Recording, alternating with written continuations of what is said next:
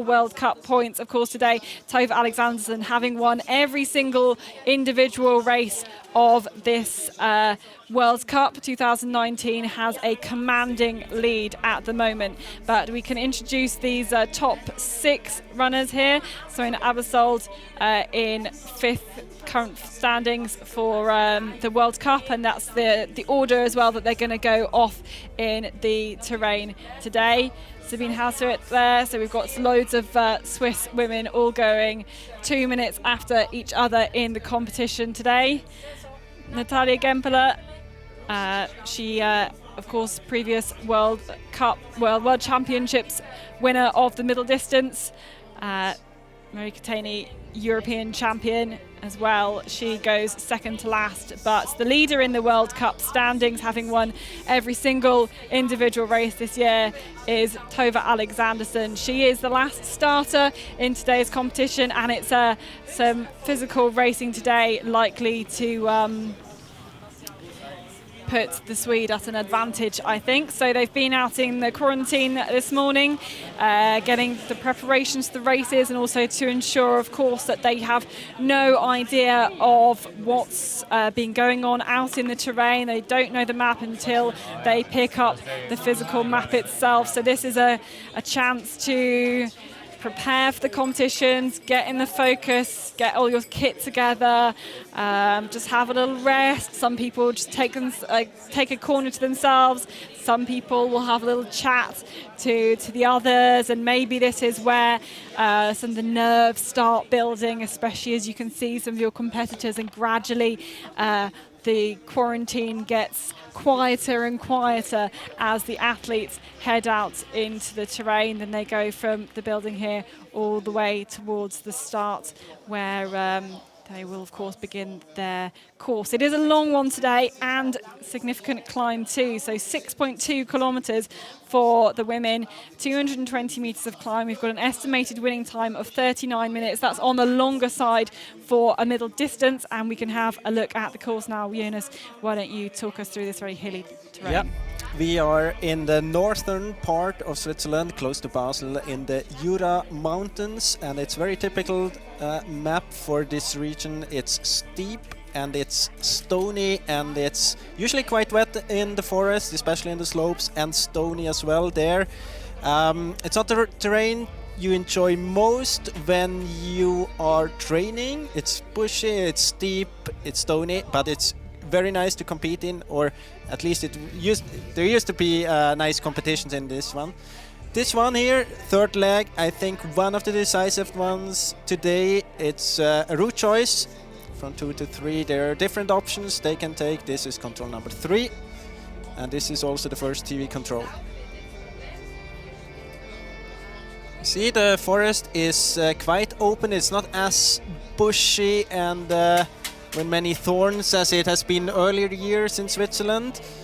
Still, it's a lot of orienteering vegetation, which is quite typical for the continental terrain.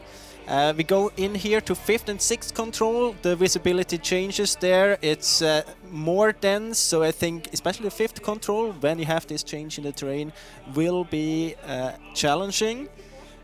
Big uphill there to control number 8. There we will have a runner with a running camera following the competitors. Or not a runner, actually it's a cameraman, so not one of the runners following them. Up again, control number 9, and then you get into this very rocky area. It's best to avoid the slope there, keep up the hill to get to the controls, because it's very steep and stony down there. But the tricky part then, you don't see the controls, you don't even see the cliffs from above, so you have to be careful. Then again, a change in the terrain from control number 12 all the way to the finish, more or less. You see the forest here. It's actually quite nice to run in. It's quite open, visibility often good. And then you have here this downhill longer leg first to control 15, the last control in the forest. Also here we have a route choice. There is a possibility to go to the right on a path. There's a possibility to go left on a path, and I think that's quite typical for continental terrain. It's different from terrains you have seen at the World Championships, for example, when you have controls where you have to do the orienteering part or this fine tuning in your orienteering technique all the way. It's different here because once you have decided route choice, often your focus has to shift to push very, very hard, and it's not. Often runners, they don't experience it as very nice to do that or very challenging, but in my opinion, it's just a different kind of challenge. It's another kind of orienteering. You have to be ready to fight, and it's at least as difficult to be fast in this kind of terrain as it is in very technical one. So this is one of the options, kind of one of the ways you have to do this on control 2 to 3, where there's this route choice, basically which track do you head to? Yeah, it's very typical because you have this big hill in the middle, and it's you have to try to avoid the climbing. I mean, straight ahead on the line is no option. So you have to make a decision, will you go more to the right or will you go around to the left? I think at this control here, we will see many runners go more to the left. It's shorter, it's not more climbing. It's, of course, you have some, especially in the first half, you have a passage where you have to be out in the terrain or in the forest, and the other way you could more or less run path all the way. But still, I would think that they will go to the blue route choice there. So we've got 99 women on the start list today, and we are going to be focusing on those starting towards the end of the pack, those who are ranked highest in the world rankings and in the World Cup. So these are some of the later athletes. Anyone you want to particularly pick out? Well, of course, the world champion, Tove Alexandersson, but also, I mean, all the runners here. I think Natalia Kempele will be a very interesting name. She's living in Switzerland. She's used to the train. She's a very fast runner. So that should suit her perfectly. But of course, also the Swiss runners. It's home soil. It's very typical. I mean, yeah, it's typical Swiss. Not many other nations can train in exactly that kind of terrain. The Swiss runners, they grew up with these challenges. I mean, every year you have competitions in this kind of terrain. And then also, of course, Marika Teini, the usual names, but I would shift, maybe it suits the Swiss runners better today than it was at the World Championships. Yes, and with the World Championships, there's been so much focus on training and competing in Norway that for a lot of the nations there hasn't been the opportunity. You know, people don't focus on this World Cup round in the same way that they focus on the World Championships. So therefore, it being on Swiss home soil, it must give the Swiss more of an advantage.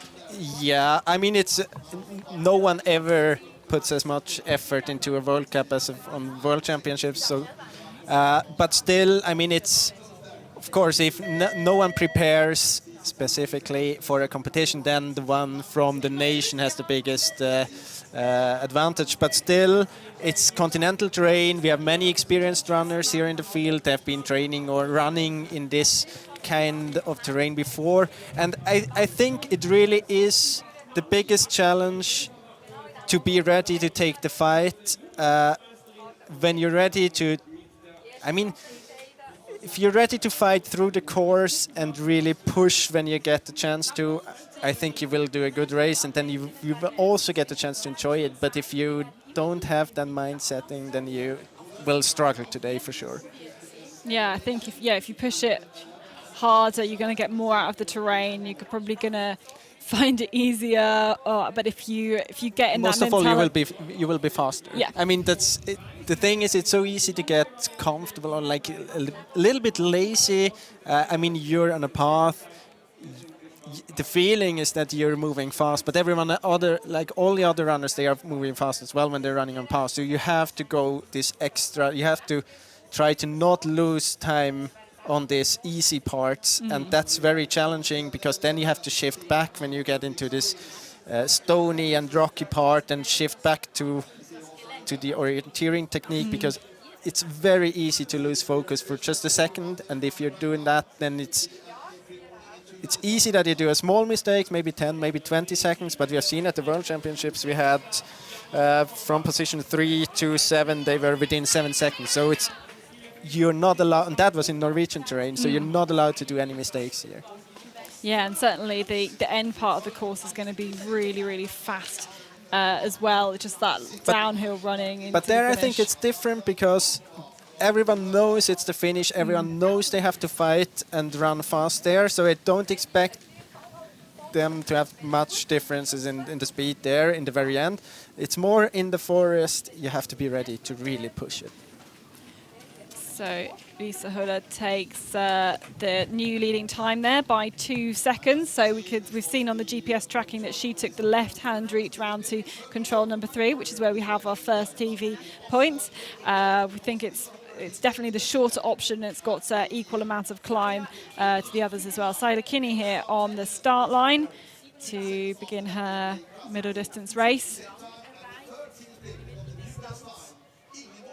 And we've got a few names in this later part of the start list that, for example, weren't at the World Championships, and there's a few names missing as well. Yeah, we have a few names missing. It's as usual. I mean, the focus always is on the World Championships, and then you always feel it when the focus shifts. Then some of the runners, they really take some problems they had earlier a bit more serious maybe, and then it's much easier to skip a World Cup than the World Championships. But interesting, if you say talking about new names it will especially be interesting tomorrow when we have to come back on Mayalm in the women's class. But she won't be starting today. Yeah, a lot of this competition, but particularly the next two competitions, we'll see our sprinters kind of come out of hiding after a lot of them have not been doing very much orienteering for the past year. They've got to really see what their form is like. I think a lot of people are going to come in there with a lot of questions that they want to find answers to. They're not going to know how fast they are. They're probably going to be a bit rusty, and I think that makes for quite an exciting race. And we have had quite a lot of the sprinters be out on this middle distance course already. We saw some of them take that, particularly, I mean, like the Finnish and the Norwegian teams have got quite a lot of their younger athletes who are more sprint, kind of becoming sprint specialists, who'll be racing, of course.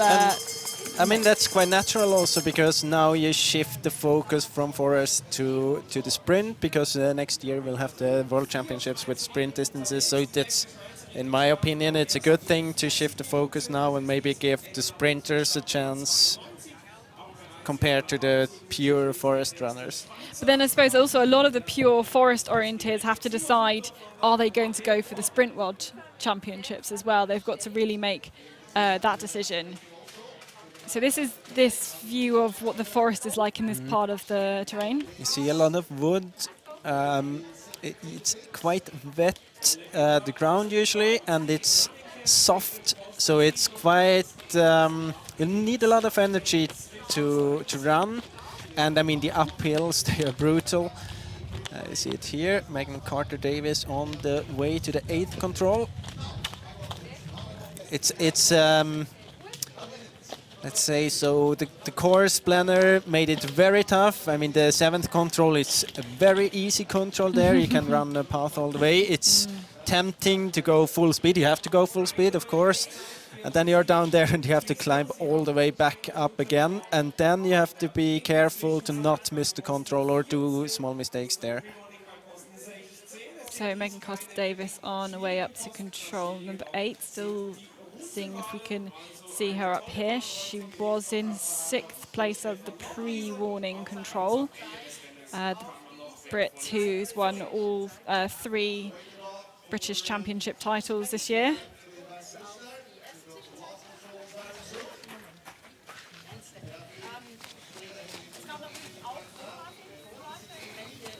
Goes into 7th place there. 41 seconds, and our leader at that point, Adela Indrakova from the Czech Republic. Our leader still at the finish is Anastasia Borovkova, the Russian, although Cecilia Friberg-Klusner has just come in for 2nd place. Here we are later on the course, Anna Bachmann. Here you see it's not the features here. They're not very distinct. It's a kind of special part with this continental terrain. You have to do a lot of orienteering with vegetation. You don't have to do that in Scandinavia that often. Usually you don't have these green areas at all. There you have more focus on the contours. Often here you have big contours, one big hill, and then you have a big slope, and it's harder to do the orienteering part with the contours just, but you have to use the vegetation, and sometimes it's not very easy. In some parts the borders are very distinct, but they can be a bit fluent, and then you have to have this feeling for where the border is from the green area to the white area, and that makes it quite difficult. So you have to find a good mix between running with direction, choose a good attack point, take direction, and then try to get help from the vegetation save it up with the help of the vegetation. But it does look, the visibility was reasonably good there. I could see some of those changes in vegetation. So even though there's lots of brushings, lots of branches on the ground, lots of fallen trees and everything, that makes the running slower, the visibility, at least there, at that point, looked pretty good. And then, like that leads to that you also see the green areas which are a bit away from you, and then you can take it. But you always have to estimate how far away they are. But then you can use them as a help in your orienteering. And it's special. It's for many runners that's something different to use vegetation that matter. I mean, it's very common in Czech Republic, in Switzerland, in others, Central European countries, but it's less common in Scandinavia. Especially when you can always rely on the contours more than you can on the vegetation. Yeah, vegetation changes quickly, contours don't really. And they are so fluid. It's not a distinct line often from the vegetation, so it's not the thing you would like to pick first. No. Yeah, you don't want to rely on it. That was Miritrana Erdem beginning her course there, but we can see here Selina Jense, Sophie Bachmann, both taking this same route choice to control number 3. Not seen anybody taking the right-hand route that goes kind of almost via 4. And we have seen they were synced, so it's not that Selina Jense had overtaken her, Sophie Bachmann on the course, but they are synced to each other, so she's leading with approximately 1 minute ahead of Sophie Bachmann. So, yeah, punches there with 48-second lead, and that's actually really significant because up until that point, it's only been a few seconds between the rest. I think from second down to 12th, it's about 30 seconds, and yeah, that's the first real mark that's been laid down there at this point. Meija Rantanen here.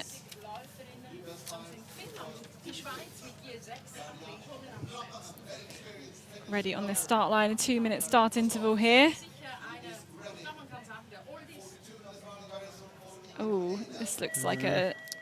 And that's, I mean, this terrain, a lot of downhill. It's in some parts incredibly steep and stony as well. So unfortunately, there's a risk to get some minor injuries here.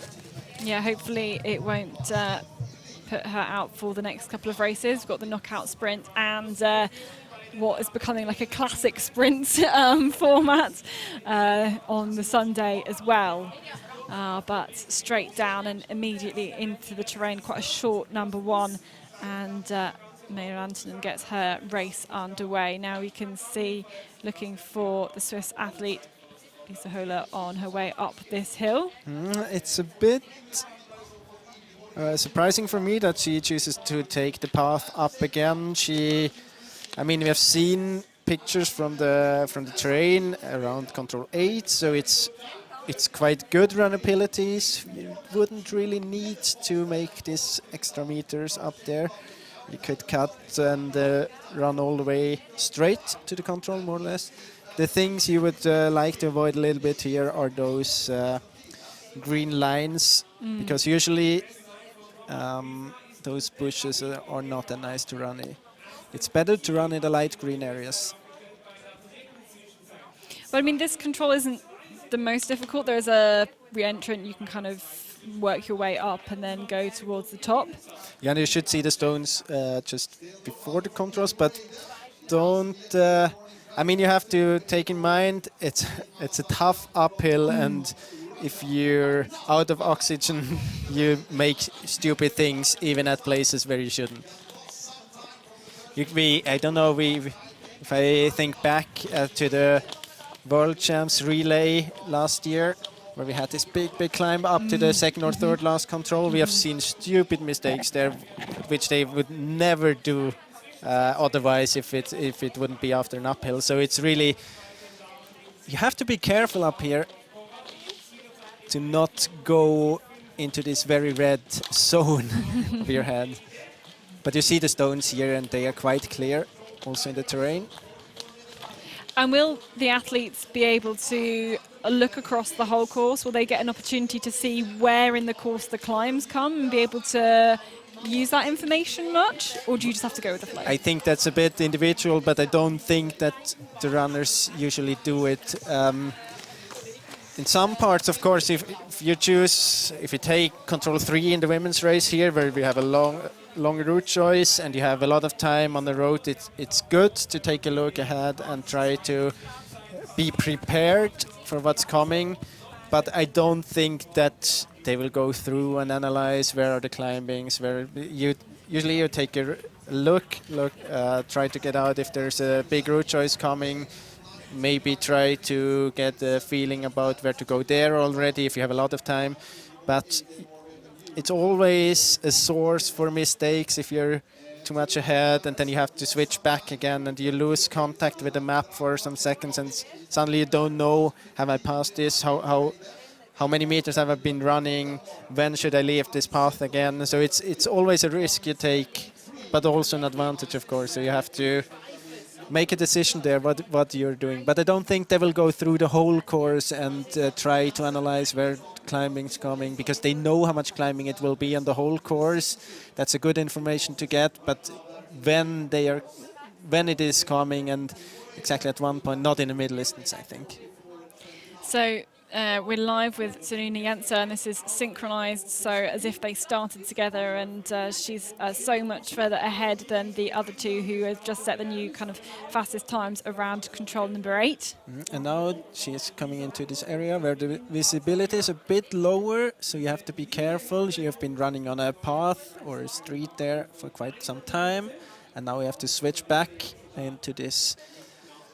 Yeah, you have to be more careful with your orienteering, try to read some features there, some re-entrance and direction, but it hits you like a wall, these green areas, and you can't be prepared for that really, because it switches in the terrain and there's no way you can map those changes, so it's not that easy.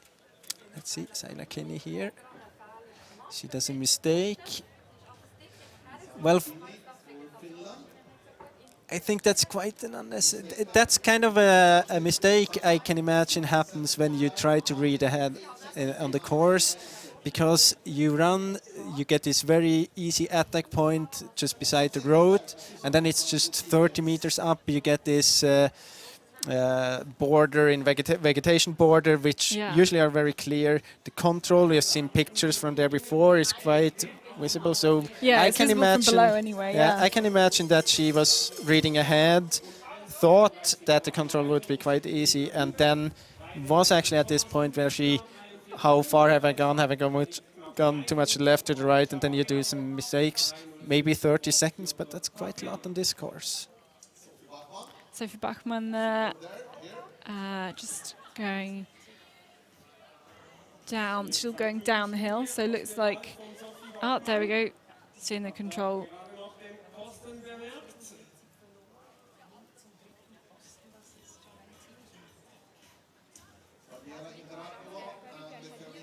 And we do have a new leader at the finish. Ingeborg Eder has just gone into the lead, 16 seconds faster than Anastasia Borovkova. This is Sigrid Alexandersen. She says that it was quite tough. And now she's pointing at the wall she had to climb up, which was quite extreme, obviously.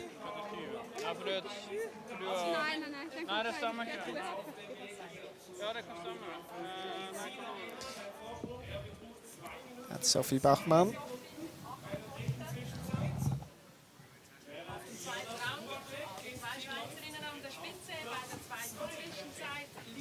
And she's gone 4 seconds slower than her teammate at TV control number 2.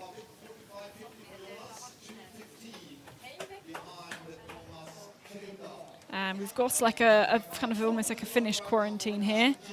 But we can say that Sophie Bachmann caught quite a lot of time compared to Lisa Hohler from TV control 1 to control 2. Around 20 seconds.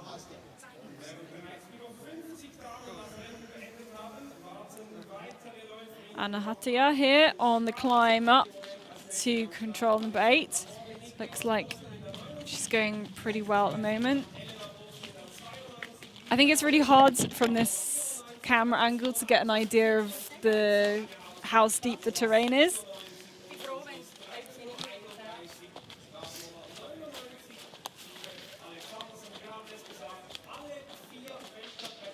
But yeah, you can see the boulders now very clearly.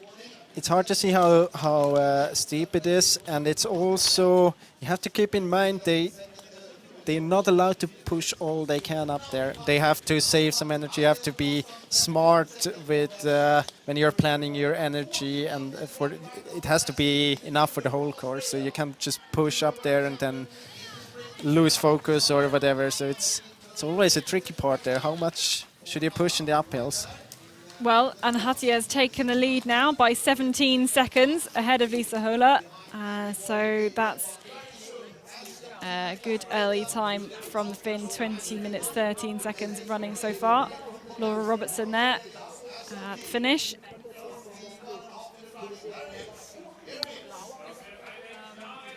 And Ursula Kadan on the start line, ready to begin her race. Look, she's got that picture of focus, looking ahead to see where exactly the start is, get into the right mindset, start attacking this course. She's got, I'm guessing, a minute before she starts her race.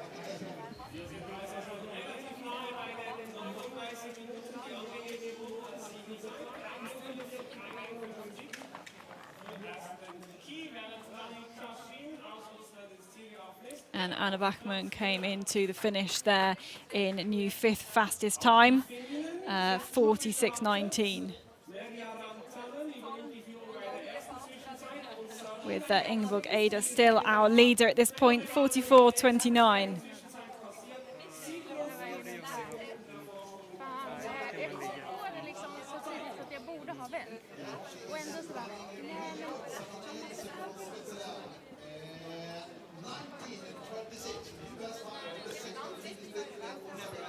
So there's our leader sitting on the leader's chair. Ingeborg Eide from Norway it was, and this is Ursula Kadan from Austria.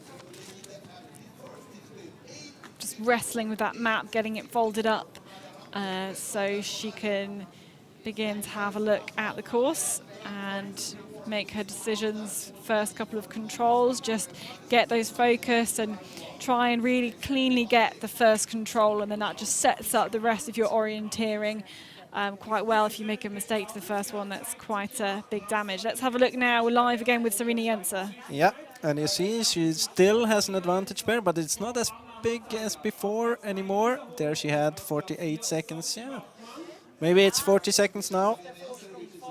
In this uphill on the way to the 9th control. It's really brutal here from control 7 all the way up to control 9. And then after control 9, you're very tired, and then you have to make a smart decision there to control 10.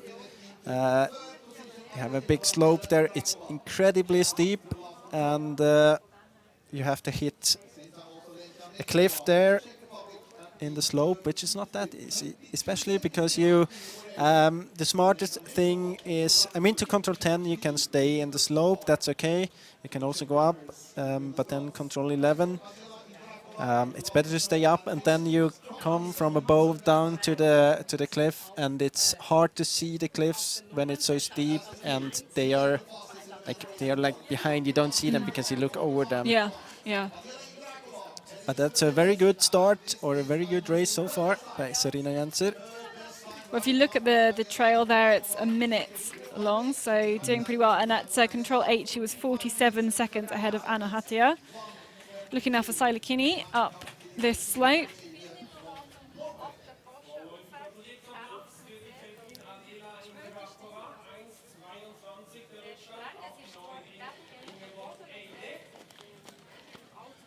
Sailakini punched in 8th position at TV control number 1. So now on the way to the 8th control, second TV control.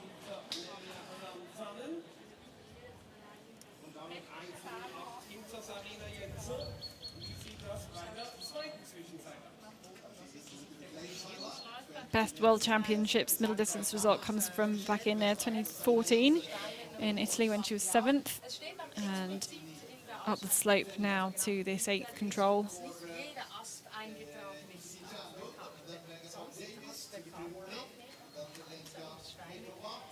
At control 3, she was down in 8th place, 1 minute and 18 seconds behind Neija Rantanen, and losing some more time.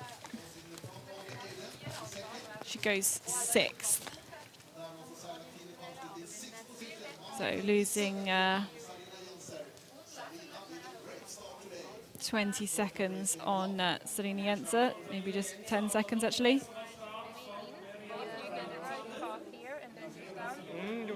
Yeah, then maybe because I came through here, like to this and then too much down, and then I went almost next to the so I think I don't know how much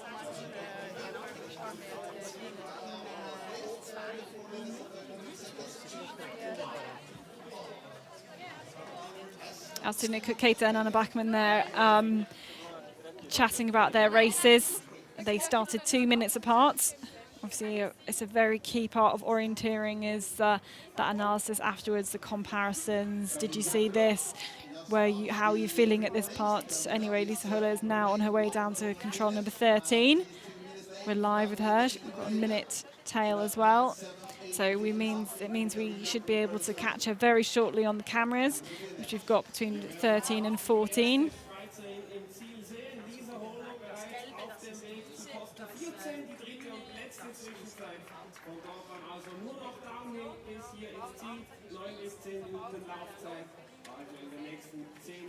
Oh, just losing the tracker there, but you can see punching this control, and we will get the timing from the next one. Just got to get some good direction on this short control to number 14. Just making sure she gets the right direction, looks ahead, and then can try and climb over these obstacles on the ground, all these fallen trees and everything too.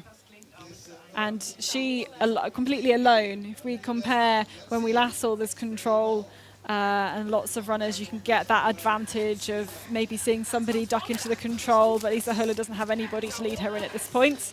Yeah, I think as further into the competition we're coming, when the runner gets more, better and better in the world ranking, it's 2 minute start interval. I think this race will be a matter more of seconds than minutes, so I don't expect them to group up very much. Of course, there will be differences, especially when it comes to the physics, but I don't think they will group up that much. But then, on the other hand, they will get the advantage of some tracks in the forest, which won't make them much faster because it's paths which they don't make it easier to run, but they give you a visible help to find the controls and get some extra self-confidence attacking the controls. But it's also, if you see some of the men out there, particularly on that leg that we just saw, 13 to 14, and they got the same control, you just see someone ducking down into the control, or you spy somebody ahead and you can just But just when catch you're them. exiting the control, you have no idea if they have the same control or true. not. So it's just this. Usually it is when you're very close to control and you see someone punching and you expect the control to be there, that you get some 2 or 3 extra seconds where you can be sure where the control is located. But it's not. It's not a very, very big help because you can't be sure that they have the same control. So we did just see Lisa Huller take a new leading time at control 14, but here we are live with Sophie Bachmann, and the two of them very, very close together at this point. So Sophie Bachmann could very well be taking a new leading time at control 14, our third TV split. Yeah, Bachmann was a bit behind at the first TV control, very close to Lisa Huller at the second TV control, and continues to run very well here. So maybe she will be the new leader at the third TV control, Sophie Bachmann.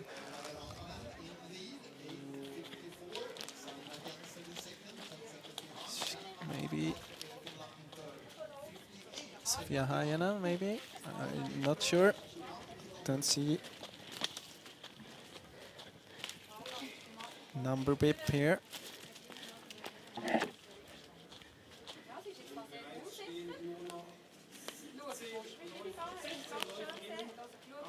Yeah, I think it makes sense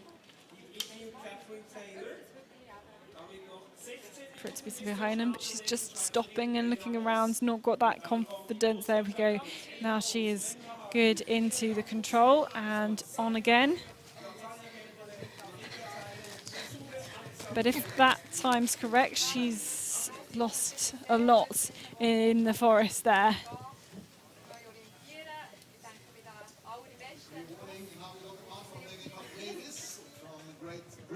Not sure.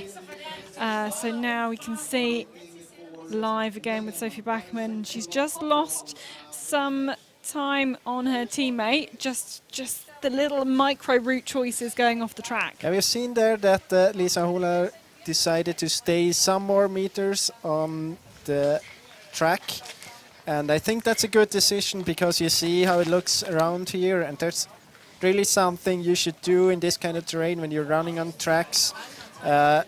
Take a look to the left or to the right where you head. Is it smart to really cut in already here, or is it better to continue for some meters and wait until it gets a bit better runnability? Or even if it's just getting you a bit closer, it's actually a longer way to run, but you don't have to run that far in this area with fallen trees. Well, Sophie Bachmann now a few seconds slower than Lisa Huller, despite looking a bit more slick through the control.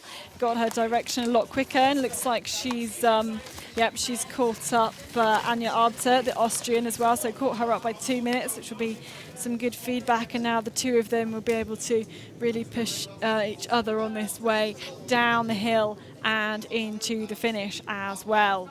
But yeah, losing some seconds just on those few micro route choices around the course, and really that's when we're talking about it being seconds between the athletes. That's going to make a really big difference. So Svetlana Mironova, one of the Russians, into the forest now and getting into the top 15 now in the world rankings, in the World Cup standings. So we're really getting towards the faster runners now, the ones who are good in the terrain. And here you see it clearly, the difference. Sarina Jenser decided to stay up there for a long time. It also looks as if she's actually, that was not planned to stay up there so for such a long time, because now she is running too much up the hill there. She's just overshot. Yeah, I think she didn't expect, she thought that she left the track earlier and then the direction was okay. Direction was bad. She decided to go down there from where the track is leaving to the left, and then she just had bad direction down to the control. But she evidently didn't see the dry ditch or gully that she could have hit and then gone down the hill. And so she's crossed that gully and had to go down and come back on herself. And it's a pity because her time is really good at this point. Still, she's leading, or she will be leading at the next control. And we have seen at the second TV control, she was 47 seconds ahead Anahata and 1:04 ahead of Lisa Hohler. So she continued to run pretty well until this point. In my opinion, she did. She was almost choosing like a safety route and lost it by doing that, because she stayed up there. She got quite close to the control on this track. She didn't have to run in the forest, let's say in the forest, when she's beside the track for such a long time. But she wasn't careful enough with the direction. And that's something that's very easy to forget when you're thinking about continental terrain. It looks easy on the map, but actually the last meters to the control usually are quite difficult when it's flat, because in other very detailed terrain you always get some indications on just before the control. There might be a small hill and you can get the help of that, but in this terrain you have to be very confident with your compass and with direction to get to the control.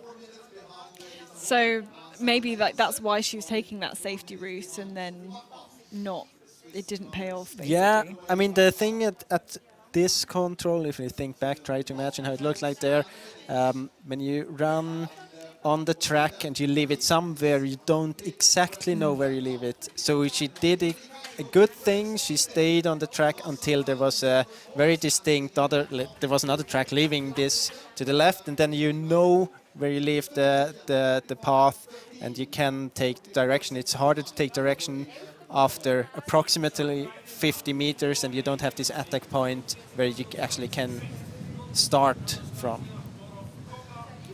Lisa Risby now on the start line. Another one so we had a couple of the Swedish women drop out through injury and had to be replaced pretty last minute. First of all, Caroline Olsen, she stepped out a few weeks ago with her kind of ongoing injury that's been bothering her throughout 2019, and then a couple of days ago Lina Strand also dropped out with injury as well. So they've had to be late replacements. So it's a shame we don't have those two very competitive athletes on the starting line. But it does mean that other members of the Swedish team have stepped up to run. And for Elin Monson, who replaced Lina Strand very last minute for her. Yeah. I mean, it's a pity to miss those two runners, the two world champions from the relay. Also Lina Strand, silver medalist in the medalist in the long distance. So yeah, it's a pity, of course, but it opens up for other runners. Elin Monson did some good races at the Swedish Championships. So it will be interesting to see them, but of course it's a pity. It's always a pity if someone has to skip competitions because of injuries. So Izia Basse, medalist in the middle distance from 18. I'm getting my years mixed up. Into 7th place now. Merja Rantanen is still leading at this point, and we saw on the tracking a little bit earlier that she was just that little bit slower than Serena Jenser, who took the new leading time at control 14 despite a mistake at control 13. That's a replay of her mistake, but we're live with Paolo Gross, who is over a minute behind Jenser at that point. Actually, I mean, if you take a look behind the control, you have this very open area, this field, and you should see that from, we have seen pictures there, the forest is quite open, so you should get a feeling where this area is, and the mistake, in my opinion, is very unnecessary. Serena Jensen was doing. First, she didn't have the direction right, and then you should try to hit the corner of this open area, and then move it in to the forest for like 50 meters and head there. So approximately from the position where Paula Gross is at the moment, you should see the open area and you get a big help getting your like location. At the same time, if you're very confident that you're right, you usually don't save up by looking at stuff like this. Yeah. But they both left the track at the same time. It's just that Paula Gross had that direction, like pretty much bang on the line into control 13, and Sriniasa is just too high. So that kind of tactic can work. You just really make sure you've got that direction spot on. But Paula Gross here, so she's already slower than Sriniasa, but she's going to go faster than her other teammate Lisa Höller. So Swiss 1, 2, 3 at control 14. Still a lot more athletes to even start their campaigns. And this is Lisa Höller on the way to the finish. And she punches there in third position. 19 seconds behind the leader, Ingeborg Eide from Norway. So she must have lost like 50 seconds from controls 14 to the finish, I think, if you're doing that comparison. So not the best end of the course for Lisa Höller, whether that's anything navigational or not. Andrine Benjaminsen here beginning her campaign, and we were talking earlier some of those who didn't make World Championships teams. I think she was one of those with some injuries over the winter, I think fractured foot, but she is back on the start list here. So too, Silje Krøljaren is another one who didn't make that Norwegian walk team. She had quite a good, strong comeback with she won the Norwegian long distance championships, of course in a very different kind of terrain, but still her shape seems to be good.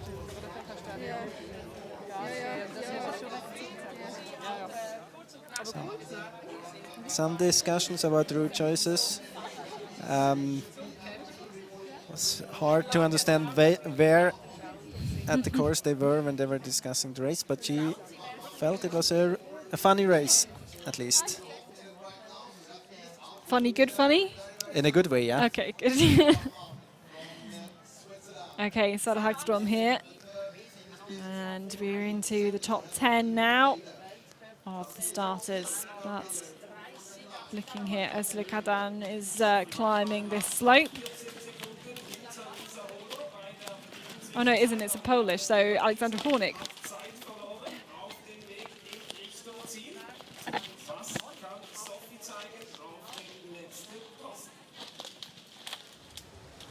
This is Sara Hagström.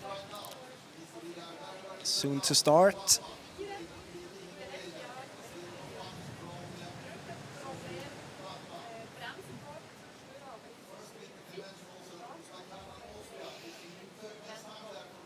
And I don't think many surprises that they'll be starting in the terrain today, as opposed to the World Championships where we had those arena starts every single competition. No, I mean they knew where the arena would be today, and it was quite easy to figure out that the start won't be down in the village.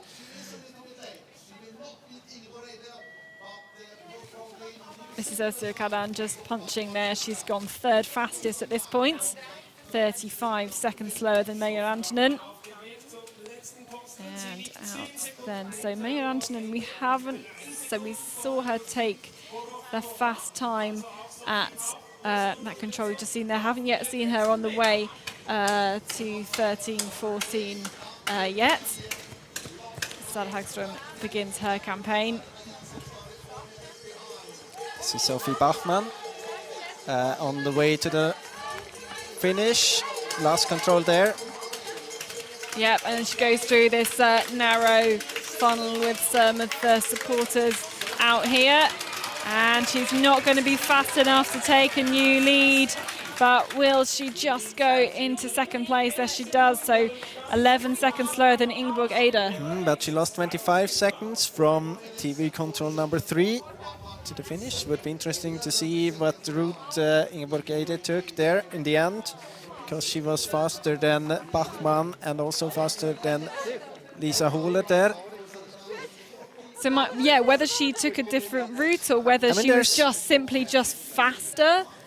There's a route choice to the second last control actually, but it's not very obvious. I talked to the course planner. It's even hard for them to predict what would be faster, but it seems that that there's a difference in the end.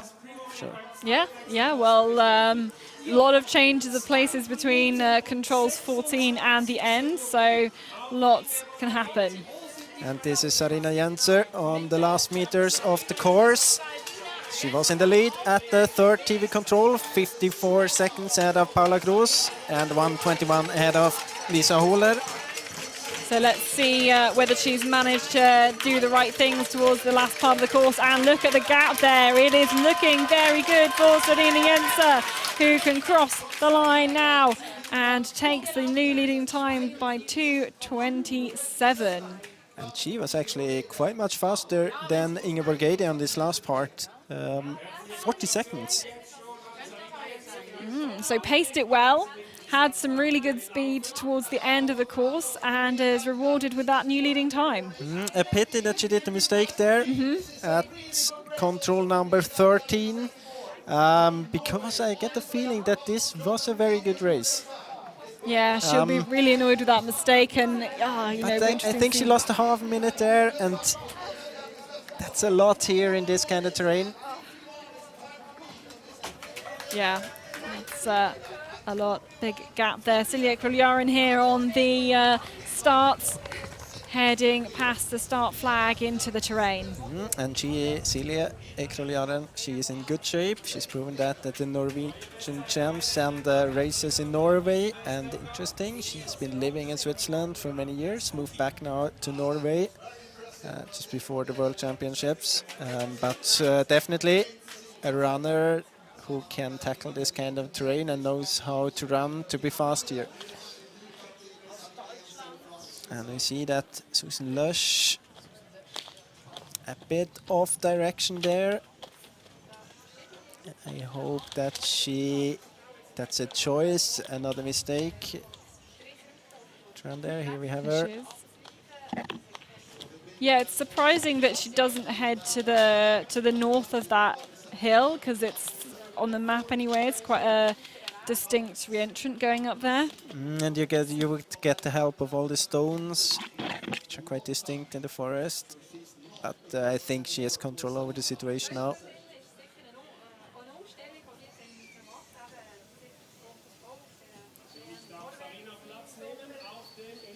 So the time ticks down. She was in 5th place at control number 3.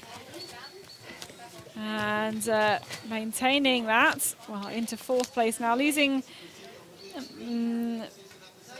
15-20 seconds on Meyer Antonen between the first and second TV points. Now back to the start, another of the Swiss runners, Elena Ross, beginning her campaign.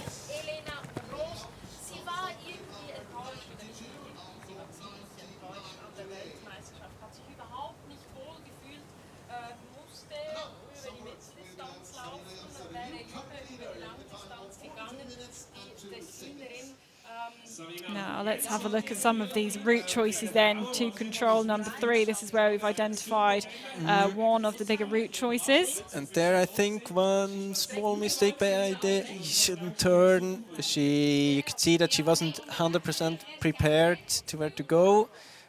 Then she's leaving this route quite unnecessarily, and she loses a lot of time doing that. I mean, if you go on the blue route, you have to go around all the way, and it seemed that it was quite a spontaneous decision she was making there, first thinking to go straight and then changing. And actually it has to be very obvious that you were wrong to change your decision after you started the route. And then she didn't commit to going all the way around on the track. And I think in the end you could see it was definitely over a minute, more like a minute and a half, 2 minutes, I think, losing there. But that's more a real mistake. I mean, that's just a wrong decision of the route. The other thing is something more like a principle that you should not change your route after having decided, or she wasn't really prepared and is then going to change into another route where she isn't really prepared to execute it. To choose wrong on the route choice, I mean, that happens, that will always happen, but it's more those things you actually could have like decided them beforehand, that you don't change the route choice. And as you have seen, she wasn't 100% prepared for the route either, so you shouldn't really do that. But it's, yeah, of course in that situation there she was very convinced that the other one would be better, otherwise she would not have done it. So it's easy to say from here, but still it's something that turn back and go around, leave the first choice you had. Well, Vandula Hotichkova there going into 8th place, 1 minute 36 seconds slower than Meir Antonen, who I'm not sure exactly where she. I think we've lost her. Her tracker has lost signal on the way to control number 9. So I think it's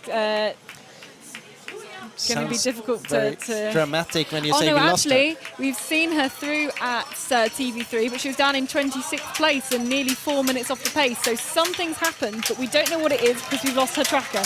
That must be what it is. Anyway, into the finish now. Paula Gurs just crossing the line. She goes second, so a minute 36 slower than her teammate. So she lost a lot of time here from TV3 to the last control and to the finish, 42 seconds. So Sarina Jensen did a great job, and she must have felt very good physically as well. Yeah, so that's interesting that a lot of places are changing between 14 and the end, where it's reasonably simple, even if there are a lot of still some route choices to be made. So I think that's going to be really interesting when we see what some of the fastest runners in the world, what kind of energy they have left in the tank or at the very end.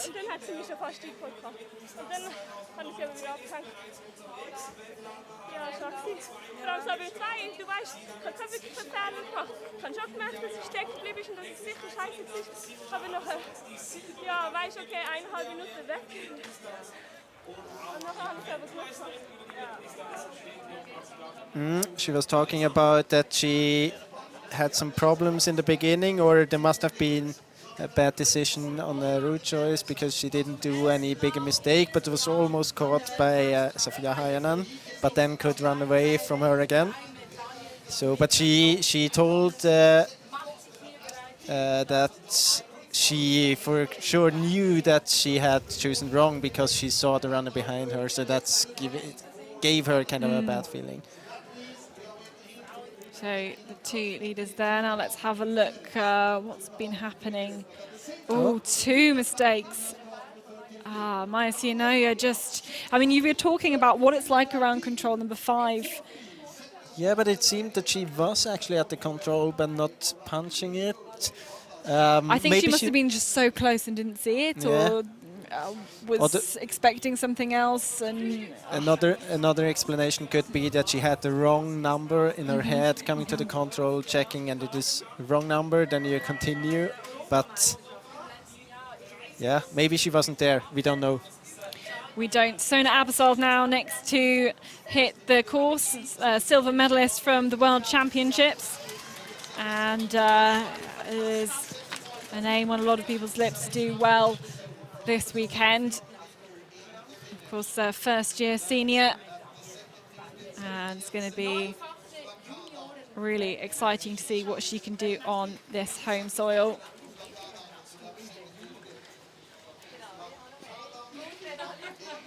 And we have more athletes there at control 13.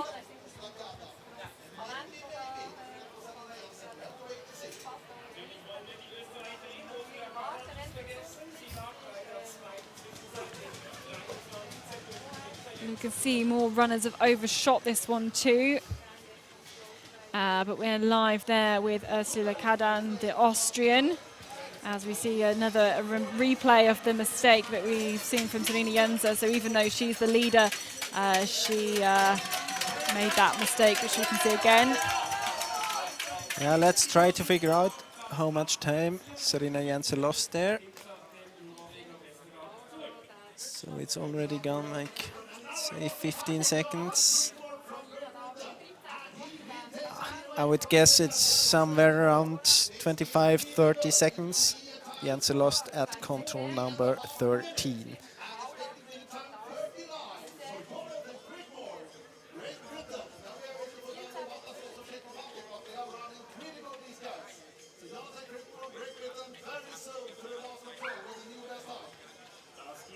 And Ursula Kadan, she's not quite spent quite as long on that track, maybe going through some of those green lines where the undergrowth is a little bit tougher. But Spinhouset is the next two starts, and after that we've only got three women left to hit the forest. The well-seasoned Swiss athlete going to really try and attack this course. She was quite unlucky at the World Champs. She was very close to the medal in almost every race. But there was always some seconds missing to get this individual medal she was hoping for. So looking again for Ursula Kadan, the Austrian here, she is just making her way through the terrain towards this control in the depression.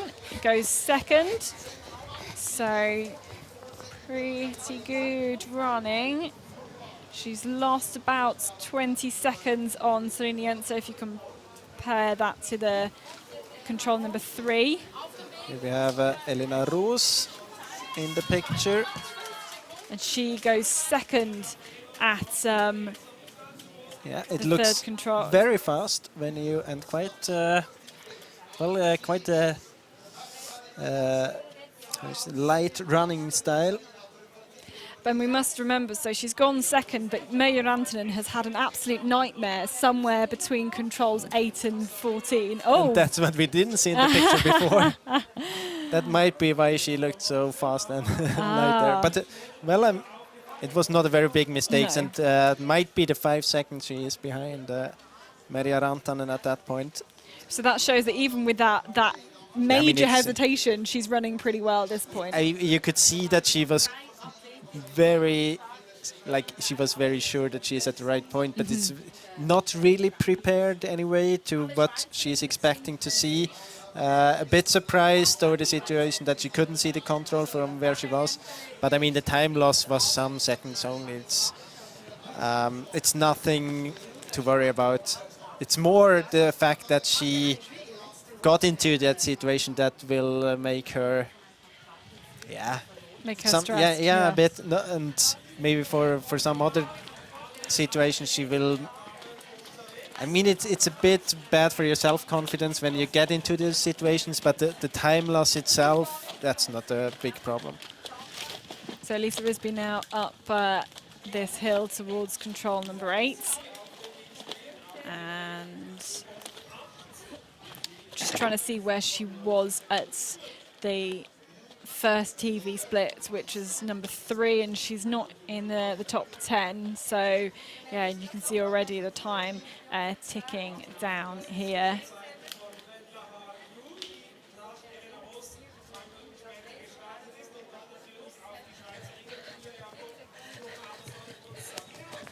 So it goes 9th, Lisa Risby. So 1:48. Slower than Meija Rantanen. We shouldn't really be counting from her time because she's made a significant mistake somewhere in the middle part of the course. We don't know where that was because we think we lost the GPS tracking. So that's why we can't show you where Meija Rantanen lost about 4 minutes in total.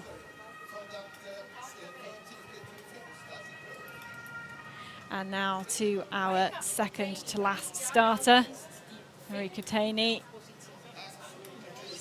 looking very focused on this start line, starting her own watch, and she will begin very shortly to get her first look at the course. Got a compass, base plate compass in her hand, just got that ready, checking the direction immediately so she knows which way to orientate the map as soon as she leaves the control, as soon as she leaves the start. And this middle distance specialist is going to begin her terrain in this, her campaign in this Swiss terrain. Interesting here to compare Kosova to Sarina Jenser. You also know that both Merja Rantanen and Sarina Jenser, they have done a bigger mistake later on in the race. So that it's quite a good position here for Denisa Kosova up to this 8th control.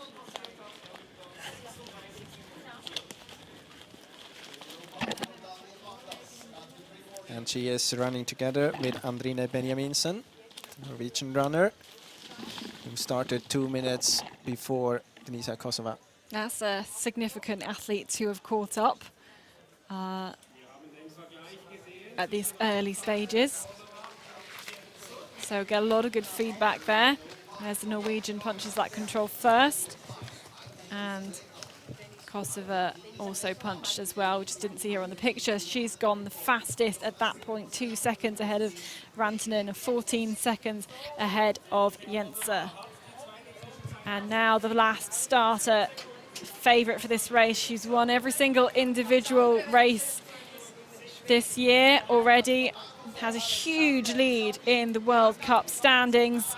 Tove Alexandersson is the last to start, and is, you know, she's so good on lots of different types of terrain, and we'll see what she can do. Although, I mean, I'm going to bring it up again, that World Championships last year, 2018, where she made several huge mistakes and ended up missing a control and everything. So Tove Alexandersson likes to have this habit of very occasionally of proving that she is human, but when things go right for her, things go very right for her, and she's so quick through the tough terrain and so accurate as well. Isia Basset then, the French woman, into the finish.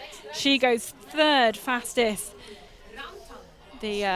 One of the medalists from last year's World Championships in Latvia, that middle distance. This is Simona Abersold at TV control, number 1. And she is actually taking the lead there by 36 seconds ahead of Merja Rantanen from Finland. So that's another significant gap there over the rest of the field at that point. I mean, it's not the biggest surprise. We have seen the fight between Abersold and Alexandersson at the World Championships, and it was more than 1.5 minutes down from those 2 runners to the 3rd runner. So it feels as if when they are having a good race, those 2, they are slightly better than the others, or at least it was like this at the World Champs. So and now it's even Swiss terrain, so it's not a big surprise that they are up there for sure. It will be very interesting to see what Tove Alexandersson can do in the beginning of the course here. So we were live with Silokada. Oh no, hang on. Yeah. And now here we have the reason why Jenser is so much faster than everyone else. She's the only one going to the right there. And I was talking to the course planner. This small path there, where Paula Gross and Ursula Kadan are at in this picture. It's very, very small, it's not very visible, and it's incredibly steep there. So to cut down, as Paula Gross is doing there, it's not very fast, as fast as it could be maybe. I'm not sure if it's some kind of strange GPS here going on. Yes, it is definitely for Silja Kraljanen. Here she is. Sabine Haswit also here at control number 3. It's our first TV control. Let's see, and she goes slower than Abersold, but in second place. So currently Abersold leading at this point, then Sabine Hassett 20 seconds slower. Then Eleanor Ross is another 20 seconds slower than that. Here's Silja Kroljaren up on her way towards control number 8. And that is definitely the proof that the GPS before was wrong. But my guess is she's heading a little bit further south than some of the others had done. I think the control is just on the other side of this hill here.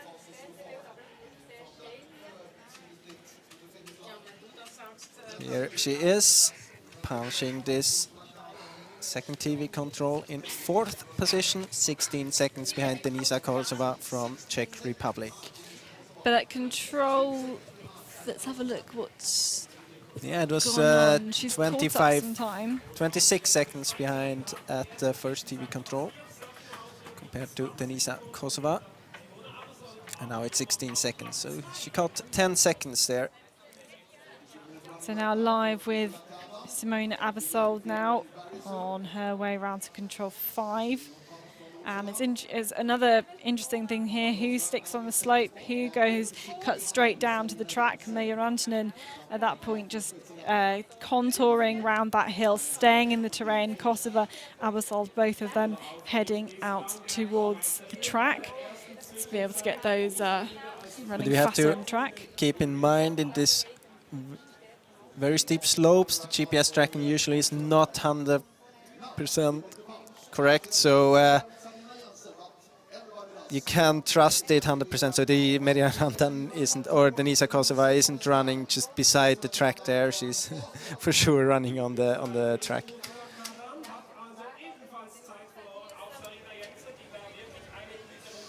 Silja Kadan here on her way to these last controls. In the town, we've got the finish down in Laufen, where we will see some of the rest of the competition, most of the rest of the competition take place.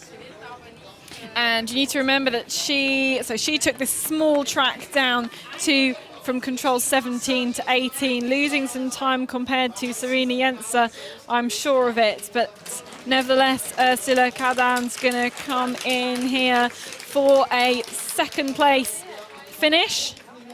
1:20 seconds behind Serena Jenser. And so at TV3. She lost 36 seconds, so I think that Jensen was able to win back the time she lost there at control 13.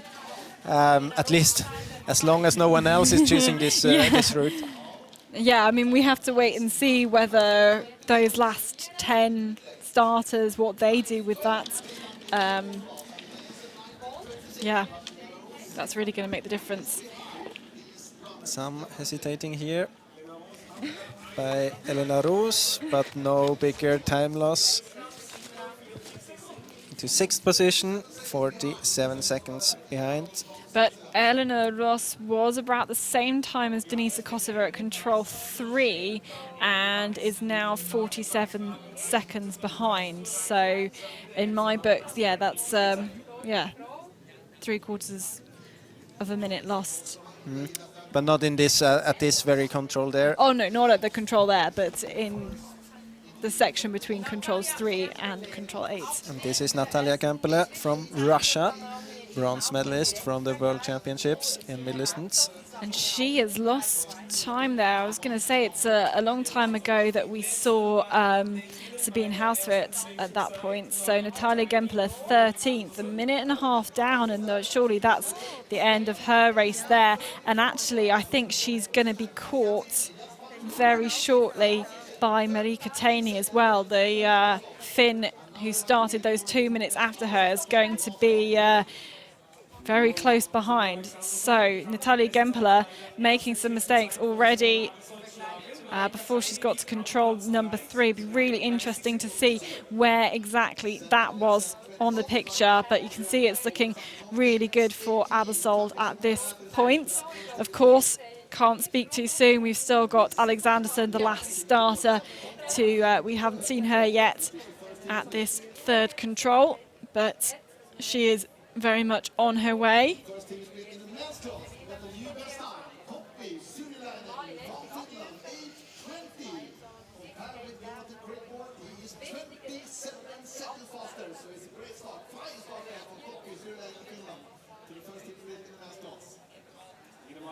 den Männern Zocki Sirilainen, der neue Führende bei der ersten Zwischenzeit. 23 Sekunden.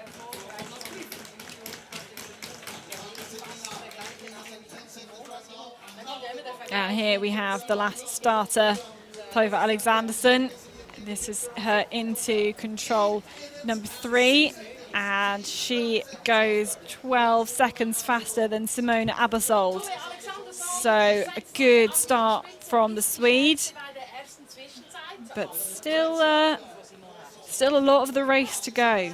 So we'll just wait and see what happens with the rest of the route choices, particularly that one down the hill. Lots of potential for mistakes to be made as well. Here, though, this looks like Abersold on the way up the hill. Is it? Yep. And she's caught.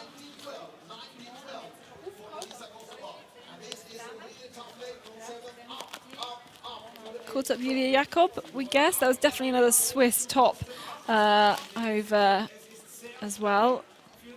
There we go. It's like a slim figure of Jakob. And they will both go towards control number 8. Yep. So Jakob goes 4th. Simona Abersold goes fastest. 1 minute and 51 seconds ahead of Denisa Kosova. And we have Abersold almost 2 minutes faster than Kosova and Rantanen. That means also that Julia Jakob is very close to this 2nd and 3rd position.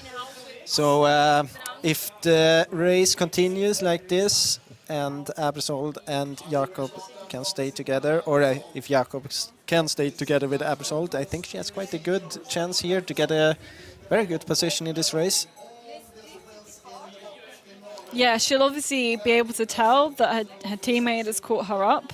Julia Jakob will be able to tell this, but actually, you know, she can really use that and is still having a pretty good race. Just happens that Abersold's having, you know, that much better race. Exactly. If she can hang on with her teammate, then she'll be doing well. Serena Jensen still in the leader's chair, but there are some who have the potential, particularly Denisa Kosova there, you can see in the bright green, and of course Jensen is going to make a mistake to this control 13, but it's what happens towards the end of the course. But then she has also taken the very good route to control 18, and it will be interesting to see if Kosova is going the same route, choosing the same route to take the same route in the very end there, as we have seen Jensen taking.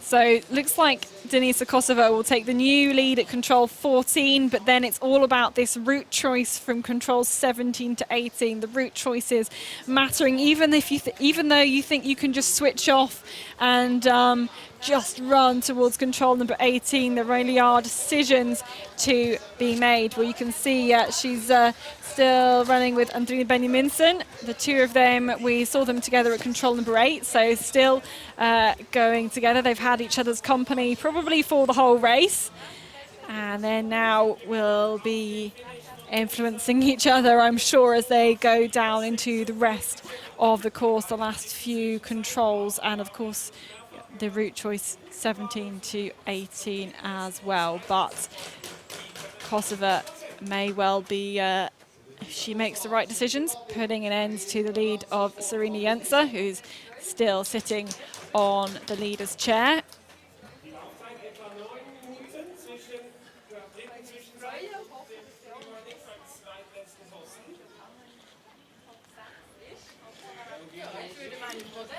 That's Sabine Hauswirt, I think, on the way to the second TV control number 8.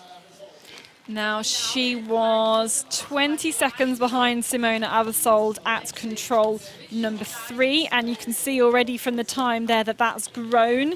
She's at the moment still in that second place, but you can see there's just that gap has grown between the two Swiss athletes.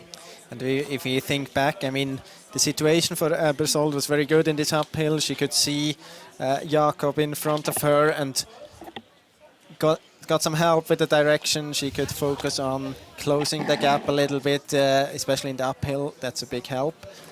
And Sabine Hauswirt doesn't have that help here, but I mean, the gap is quite big Simona Abersold is running really fast here in the beginning again. Yeah. And now that Simona Abersold has caught up Julia Jakob, will she maybe stay for her a bit? Does she try immediately to completely overtake her? I mean, what kind of do you do with having caught up a runner who's really good in their own right? Well, I mean, if the gap is, it depends a little bit. If she caught Jakob when she was doing a mistake, then it's something different than if she just is able to catch her in by running. But for her, it would be smartest to try to focus on her own orienteering. I mean, she has gotten the feedback many times that she is one of the best orienteers. Why should she trust or just follow someone else? That would be kind of stupid. But of course, you can't just push very hard and run across or pass someone. That's not possible. So you have to be careful. You can try to use the other runner as a help, but you shouldn't trust the other runner too much since it was you who caught the other runner. Well, yes, exactly. And if you're almost holding it back to keep running with the other runner, then they might be going too slow for you, and you're losing seconds because you're wanting to have that safety of running with somebody else. Anyway, Sarah Hagström has just gone through. That was control 13, and she will very soon punch control number 14, and not too far down on the lead of Kosovo at that point. Here's Natalia Gempele up the hill towards control number 8, and you can see that. Well, she's lost. I mean, she's lost time on the lead, but she was already quite significant, about 1 minute and 34 seconds behind Abersold at the third split. So, at control number 3. So I think in the next part of the race, she hasn't lost that much time. I mean, compared to must have been mistakes in the first part. She must have done a mistake there in the very first part, because now she is running as fast as Simona Abersold, and in the beginning she lost almost 2 minutes. So maybe the route choice was bad. Maybe she missed one of the first controls in the slope a bit. Don't know. We haven't seen the GPS so far. Well, wow, okay, let's have a look at the tracking here. We're live with Alexanderson, and you can see the gap that she has on the rest. But we don't have Abersold in the picture. We don't have Abersold on the picture. That's correct. So we do know that Alexanderson is heading up the hill towards control number 8, where we're going to get that time. But you can see the gap that she has over Kosovo, Hausit, Kardan as well is a significant one. Although that gap is having gone down the hill where people spread out, people go faster, so it's going to be really interesting to see what exactly the Swede's time is as she goes up the hill towards this control number 8. And so she's,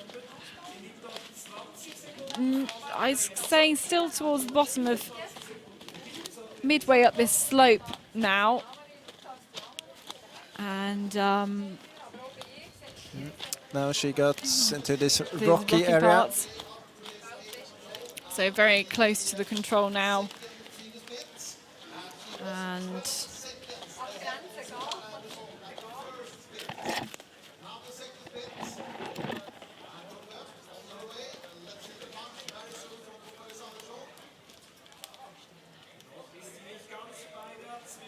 really trying to, I think, pace herself up this hill. So the gap at the first TV control was 12 seconds between Alexanderson and Abersold, and now it's 15 seconds, so still 17 seconds, so still about the same speed for both of the runners. It will be a fight again between the runner from Sweden and the Swiss runner, as we have seen it at the World Championships. Yes, and I think as we will see it for many years to come as well. Hopefully we will see that fight between the two of them. That's Elena Roos. She goes second behind Kosovo. And she was running quite much faster here compared to Denisa Kosova. There she was 47 seconds behind at the second TV control. and now it's only 21 seconds.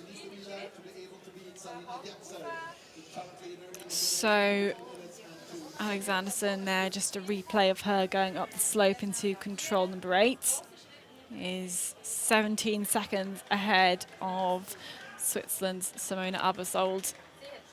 So Alexanderson, of course, the out-and-out leader of this World Cup and the last starter in today's race. So Jenser still in the lead. And still looking pretty good for her, with Ursula Kada now into the finish, 1 minute and 20 seconds down on that lead of Sarina Jenser. Live again with Tove Alexanderson. You can see that small gap between her and the Swiss runner, then Hausritt and Kosovo next as well. This is Lisa Risby, and had a good time with our pre-warning control. Let's see where she's going to slot into the finish. It's quite a short run in here around the buildings here in Laufen, and has got a couple of seconds to see whether she can get into the new second fastest time. Lisa Risby goes second, but a big gap still between Sarina Jenser and the rest of the field. Her decision on to go down into the finish was a very good one. And here we have the comparison between Abersold, Jenser and Kosovo. See that the gap is big. It's still about this 2 minutes we had before earlier. I can also say that Lisa Risby was quite fast in the end of the course here. She was able to catch many places there, ending up into second position so far.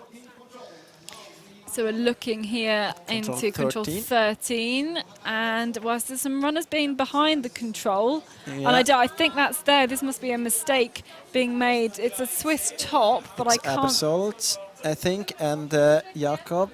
Yeah, there's the two red tops, and they've both done that similar mistake to Sarina Jenser. They've just overshot this control. So that's another significant moment, I think, of this race, and could that be the moment that's going to prove to be the decision maker in this race between Abersold and Alexanderson. We've still got the last few controls to go, but overshot it. Doesn't look quite as bad as Sarina Jenser's mistake. Exactly, that's my feeling as well. I would say around 20 seconds. So I think it will be more decisive which route they choose at the very end towards control 18. Here we have Denisa Kosova. She was in the lead at TV3 earlier, just before we have seen Simona Abersold punching there. So she will take over the lead here from Sarina Jenser from Switzerland. Yeah, really great run by Denisa Kosova, having caught up Andrina Venje-Minsen, and will go round the corner here. She's going to take the new fastest time, so goes 29 seconds faster than Sarina Jenser, and that's a really great run from her. She's going to be able to sit on the leader's chair, but there are a lot of fast runners still coming. So we did just see on our computer systems that Simona Abersold went the fastest at control 14, so she's 2 minutes and 2 seconds faster than Denisa Kosova, who has just taken that lead. And now, well, I was going to say we were live with Tove Alexanderson, but you can see the white outline of the dots. Oh, there we go, just back with her again as she goes down this hill to kind of go underneath the line of crags. Venla Hayu here, bronze medalist from the middle distance at the World Championships. Can get through this part of the terrain, but she's made mistakes there in the forest. She's down in 23rd place at control 14, 5 minutes slower than Simona Abersold. So again, a lot of the Finns actually making mistakes in this terrain. We saw some of the Finns making mistakes around control. I think it was control 5. That's the men's course that I'm looking at. I think it was about control 5. And certainly Van Haju also making mistakes there. Meija Rantanen, we saw her leading the course in the early stages, her making mistakes too. Here we see either she's choosing to go around there to control 12 or she's missing the control. I don't think she's missing the control I since don't think so. the cliff is so big. But there's a possibility to stay up, to go up there and stay a bit closer to the line, and I actually think that's a good decision to do. And that's also the opinion of the course planner. I don't know what Abersold was choosing there. It's very tempting to go down, but then you have to climb again on the path. And you don't have to do a lot of climbing if you just leave the control and go up there. But you can see that the tail was a minute long, so Alexanderson is just now pulling ahead. We reckon about 42 seconds, 41, 42 seconds ahead of Abersold, and that's not even counting Abersold's mistake as well. But Sveen Hassett in here, and well, she's not as fast as her teammate, but looks like she will go faster than Kosovo at control 14. And we'll see where that's going to put her at the finish, of course, as well.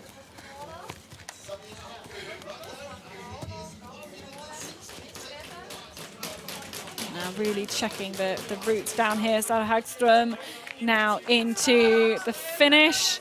And well, you can see that she's going to be out the top 2. Looks like she's going to go into 3rd place here. And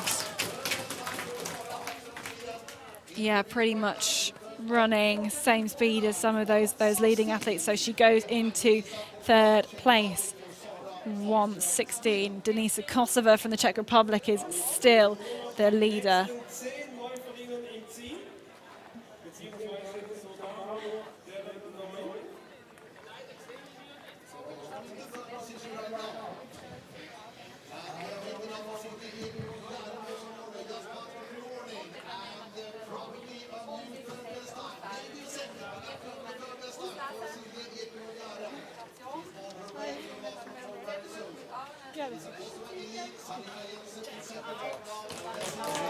So getting the relief of the downloads, just that extra confirmation, everything is correct.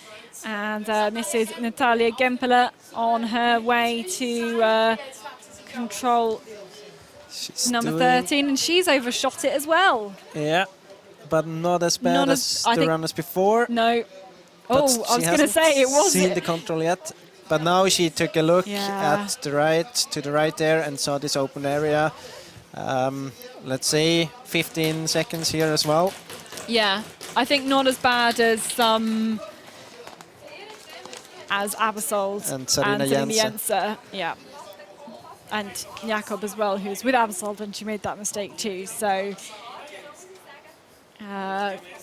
also just had new runner at the finish, Silja Ekroljaren going 3rd fastest.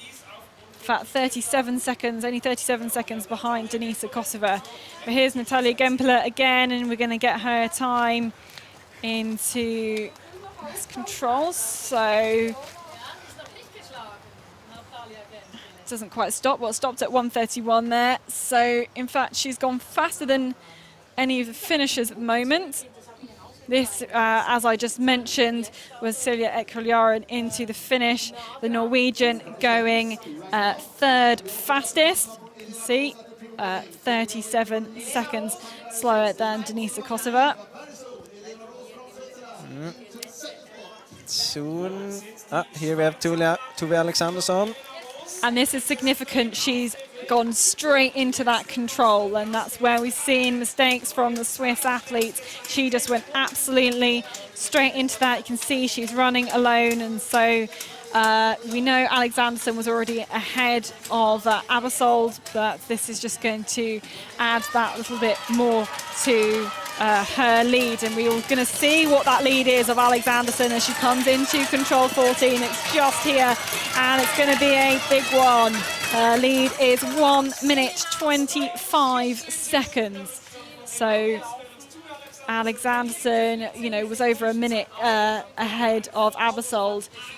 Even if you don't count, I think, that mistake to control number 13. And to the finish, we had Elena Roos from Switzerland into a second position, 14 seconds behind Denisa Kosova, who is still leading here in the finish from the Czech Republic. At the times, there are 41 minutes 33. I think the expected winning time was 39 minutes. So I think we'll get that. Yeah, I think by the time Alexanderson gets to the finish, and you know she has that big lead at the moment, yeah, I think it will get down to our expected winning time. So good work from the course setters, from the planners. For everyone wondering why it's 30 minutes, they were actually asking the IOF or the organizers if it's okay to make it a bit longer. So it's not bad planning. They actually decided to make it a bit longer here. Yeah, they've aimed for that 39 minute winning time, and probably on to something like that. So yeah, here we can see the impact of that mistake from Simona Abersold, about a minute and a half. It was a minute 25 at control 14. And here for sure GPS is not very accurate. Alexanderson is running on the path there. But that's it's always like that when you're in a quite steep area with many slopes. Don't find as many satellites for the GPS, and then it's not as accurate as it used to be in more flat areas. So here we see the three possibilities. I would say that many of the runners will go to the green option or the blue option. The green option, you can even go a bit more around there, staying on the path longer, almost all the way to the control. And then it's from 15 to 16, the route choice, where we have seen Sarina Jenser so much faster than many of the other runners. She chose to go to the east there, on this open part on the east, just beside the forbidden area, on this road there, and from there it's a slight downhill, and it's incredibly fast run. But of course you have to almost back out from the control, so that's. It feels against your instincts to do that. Yeah, you don't want to do that as a No. runner. And you see the option to the left, and it looks okay on the map, so you.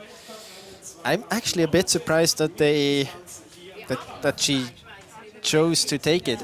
It was a very good decision, but you can't necessarily tell that from the. Well, I mean, you can tell that from the map, but you don't know exactly what it's like to feel like to run. Maybe that's one of the big advantages you have if you're running on home soil. You can imagine how those small paths look like, and that it's not that fast to go there to the left.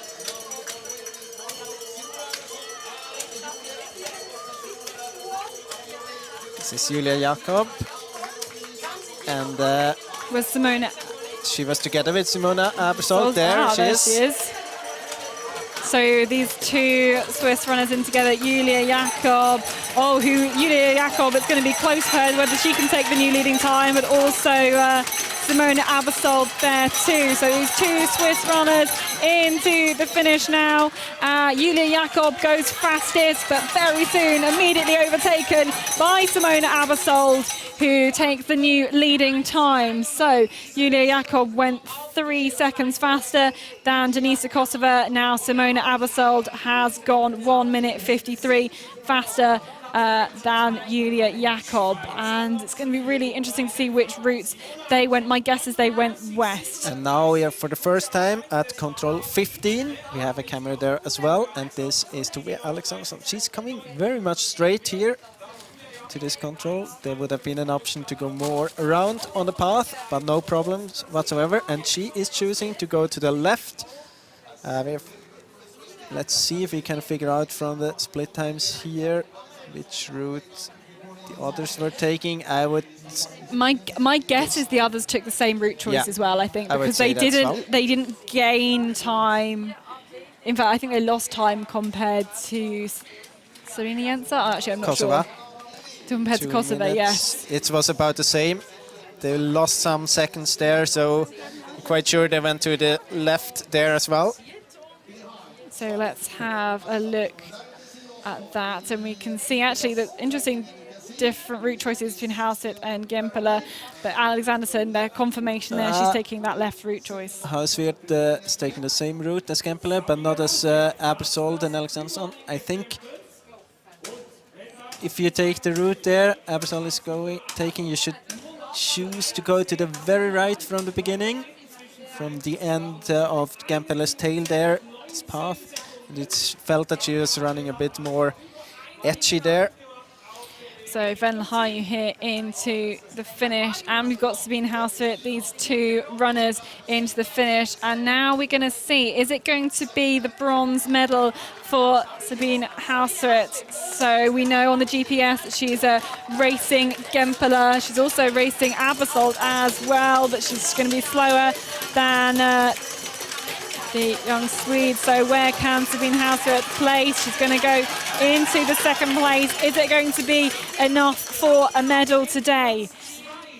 It's going to be between her and Gempela to see who gets that medal. But and Hauswirth was running really good in the end here. She was 1:16 behind Simona Abersold at TV number 3, and in the finish it's only 14 seconds. So I think that she also took the left-hand route, the western route, to go down the small track, but just had so much left in the bag to be able to really push all the way down that hill and all the way to the line.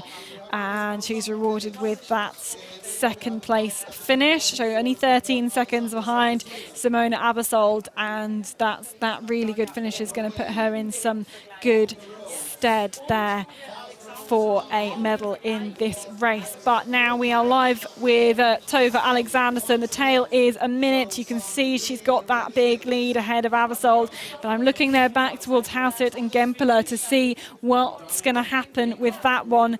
At the moment, Hauswirth in that bronze medal position from the synchronized tracking. She's just come into second place, with Alexanderson surely going to take that win today. So it's going to be whether we're going to have to wait and see what the Russian does to see whether she can, where she will place, and see whether she will deprive Hauswirth of the bronze medal. I've got a pre-warning for Natalia Gempela. She's very shortly going to be with us in the arena. Hauswirth's GPS is going to the left there as well. I'm a bit surprised.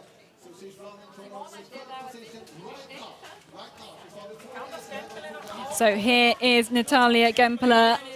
Where will she place compared to Sabine Hauswirth? She's really pushing all the way down this slope towards the finish, but you can see already she's behind that time of Sabine Hauswirth. So the Swiss athlete going to go into third place. Natalia Gempela was a long way down at the beginning of the course, but has pulled it back the rest of the time, didn't quite know where the finish was, and goes into third place, 28 seconds behind. So she I think making a mistake in the early parts of the race. She's about a minute 34 down by the time she got to control number 3, but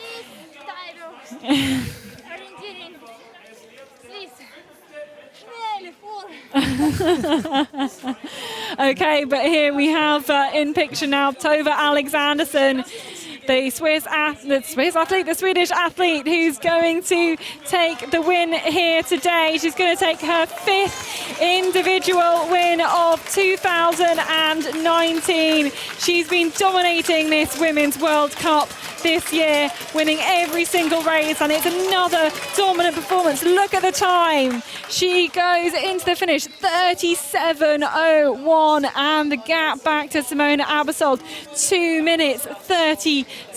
So really been able to stretch it out on that last part of the course, and has taken that first place again today. So smiles there from second place Simona Abersold,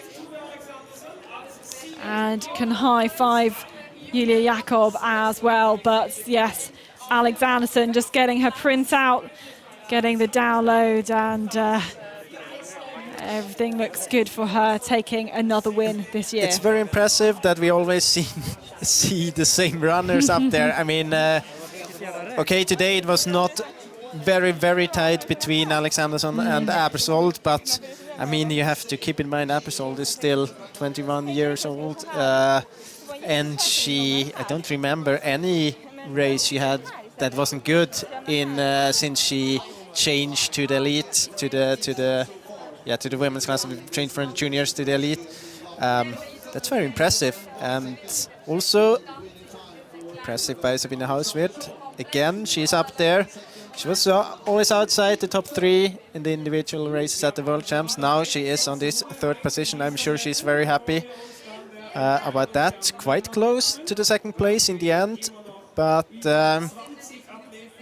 it feels kind of right that we have Abersold there. She was in the top all from the very beginning, more or less, and she must have lost some time there in the end. We've seen Hauswirth also going to the left on this route. So somewhere there they must have lost some time, Abersold and Julia Jakob.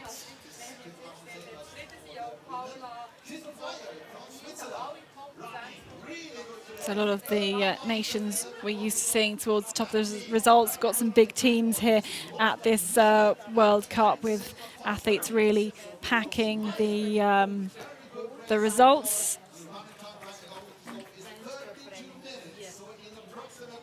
And as we might have expected from the tough hilly race today, lots of gaps opening up, some long times, some small cuts, injuries, well, some less small than others, but it's immediate debrief and feedback here from Alexanderson. I mean, that's pretty much nothing. That the focus there on the cut on her arm, it's pretty much nothing. Yeah, and then it's so hard to run down because it's yeah. But then I recovered a little again. So talking about that up and then immediately down again when your body is full of everything. Now let's have a look at these top 3 and how it all happened. See some hesitating to the first control by Tove Alexandersson. Then all the 3 of them close together, a bit more straight here by Alexandersson, which was a good choice. From here we have Abersold and Alexandersson with about the same speed. Still very close together. You can see some of the GPS playing up in there. Yeah. Still about the same speed here for both of them. Now she must have done, in the downhill she was much faster than Abersold. And that's something I mentioned before. I mean, when you get the chance to run, I mean, control number 7 is a very easy control, but you have to take the chance and see that it actually will be an easy control and push very hard in the downhill there. And then here it seems that she was running with a lot of self-confidence in the slope, just making a gap of almost 45 seconds on these 2 controls here, 10 and 11. And then of course number 13, kind of a trap for the Swiss runners today. We have seen Abersold, Jakob, Jenser doing mistake at control 13. Different route choices here.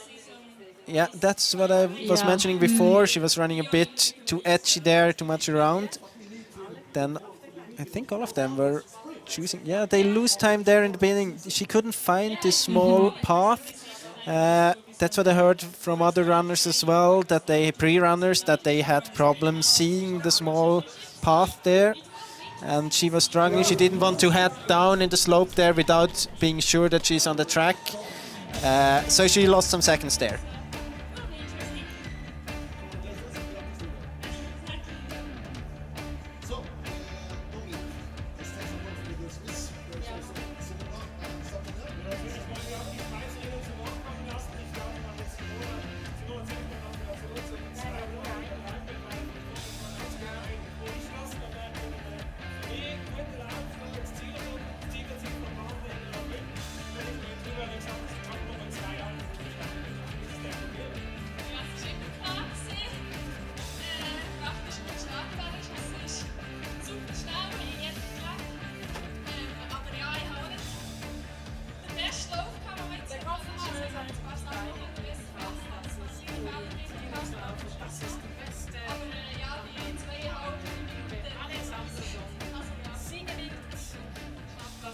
Well, a tough race in that Swiss terrain with overall that dominant win from Tove Alexanderson. Lots of people, though, making mistakes. We haven't seen all of them. It's going to be interesting to be able to watch back on the GPS to see exactly what happened to some of those very fast runners. But we're going to move on now to the men's competition. And we've got those two, Gustav Bergman and Olaf Lundenäs, leading the World Cup rankings so far. A small gap between the two of them, only 16 points. And that's going to be the order that they will go off in today. Actually, you know how when it was last time a Swedish runner won the overall World Cup in the men's class?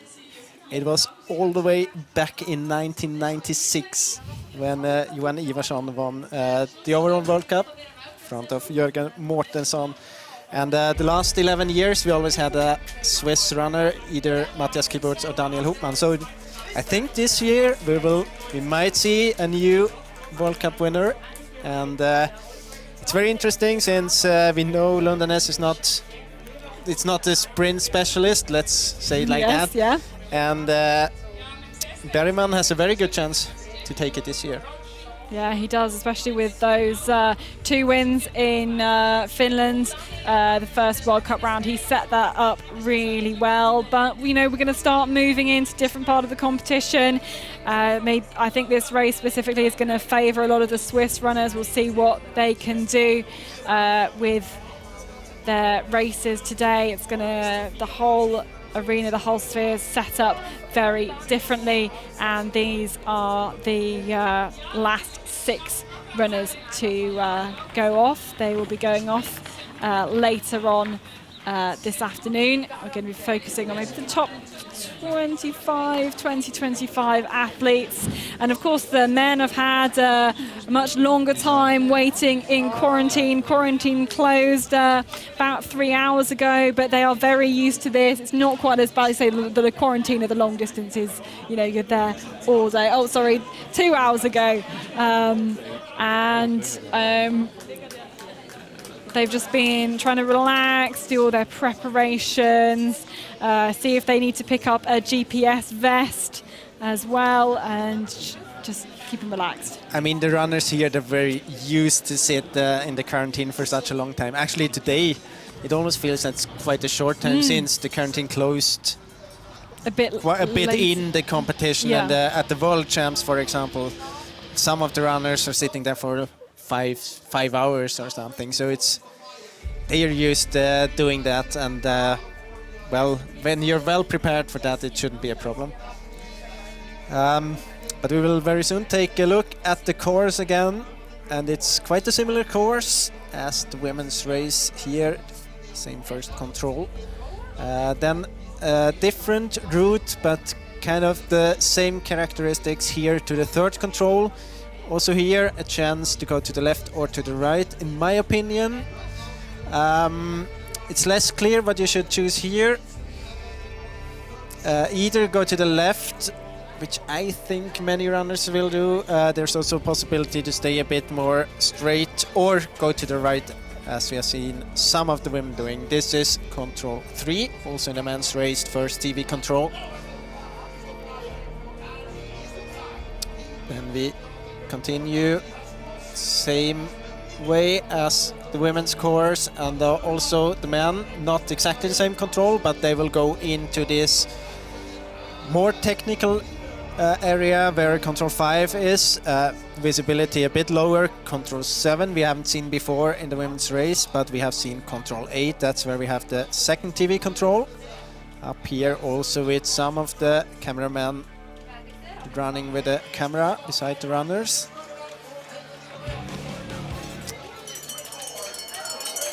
And then we, almost as in the women's race, go into this rocky area. A bit different. I think here you really have to stay up the hill from control number 9 to 10. But then it's hard to see the cliff there from above, even if it looks very clear on the map. A loop there, which we haven't seen in the women's race, 11.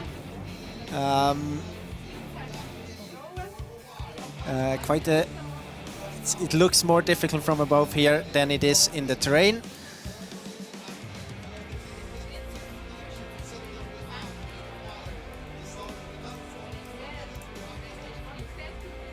on control 15, 16. The Swiss trap there at control 15 to 16. Let's see how the Swiss men will tackle those controls. Route choice also in the men's race from control 16 to 17. And then again, the same route choice back to the arena, back to the second last control from control 17 to control 18. You've seen some of the women losing time there, 17 to 18, because of small path there, which is hard to see, or maybe because the route to the right is a little bit faster. Here we have this leg from control 2 to 3 and the options predicted by the course planners.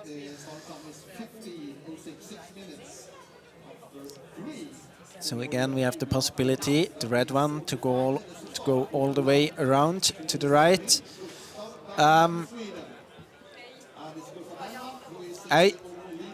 The course planners, they think that the red one might be the best option.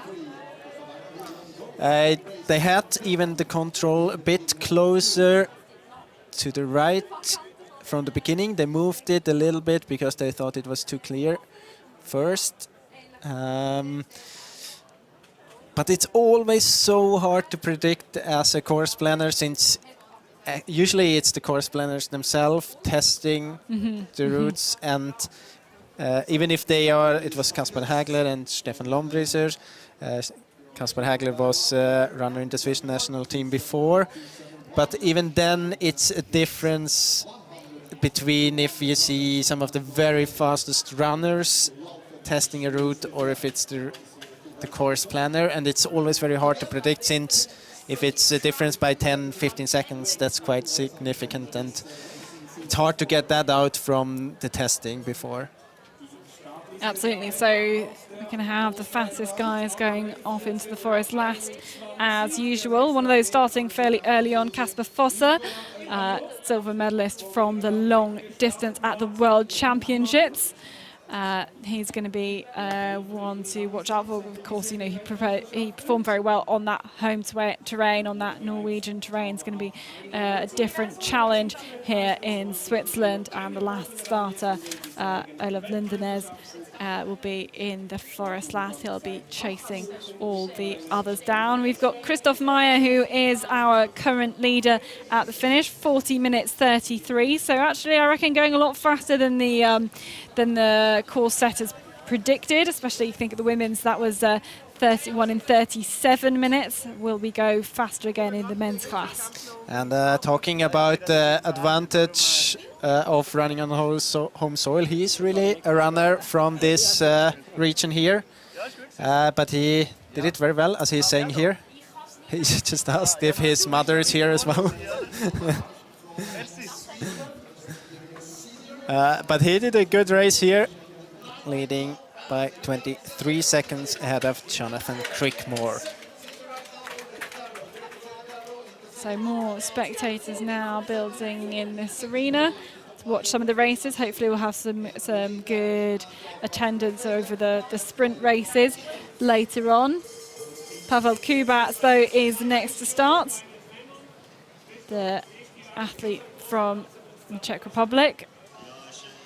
Very shortly into the forest begin that challenge. But yeah, we've got some pretty quick times already with just over 40 minutes. Again, we can say our expected winning time was 39 minutes. So for already in the competition to have gone that fast, I think is pretty significant, to be honest, and show maybe it's a lot quicker than people suggested. And especially you've got that couple of kilometres at the end of just downhill running, where you could really pick up some speed into the last parts of the course. But Pavel Kubat here just setting his watch, getting his whole start procedure ready, looking ahead at the clock, and will be released by the start officials to begin. And this is, of course, the first chance he gets to see the look at the course.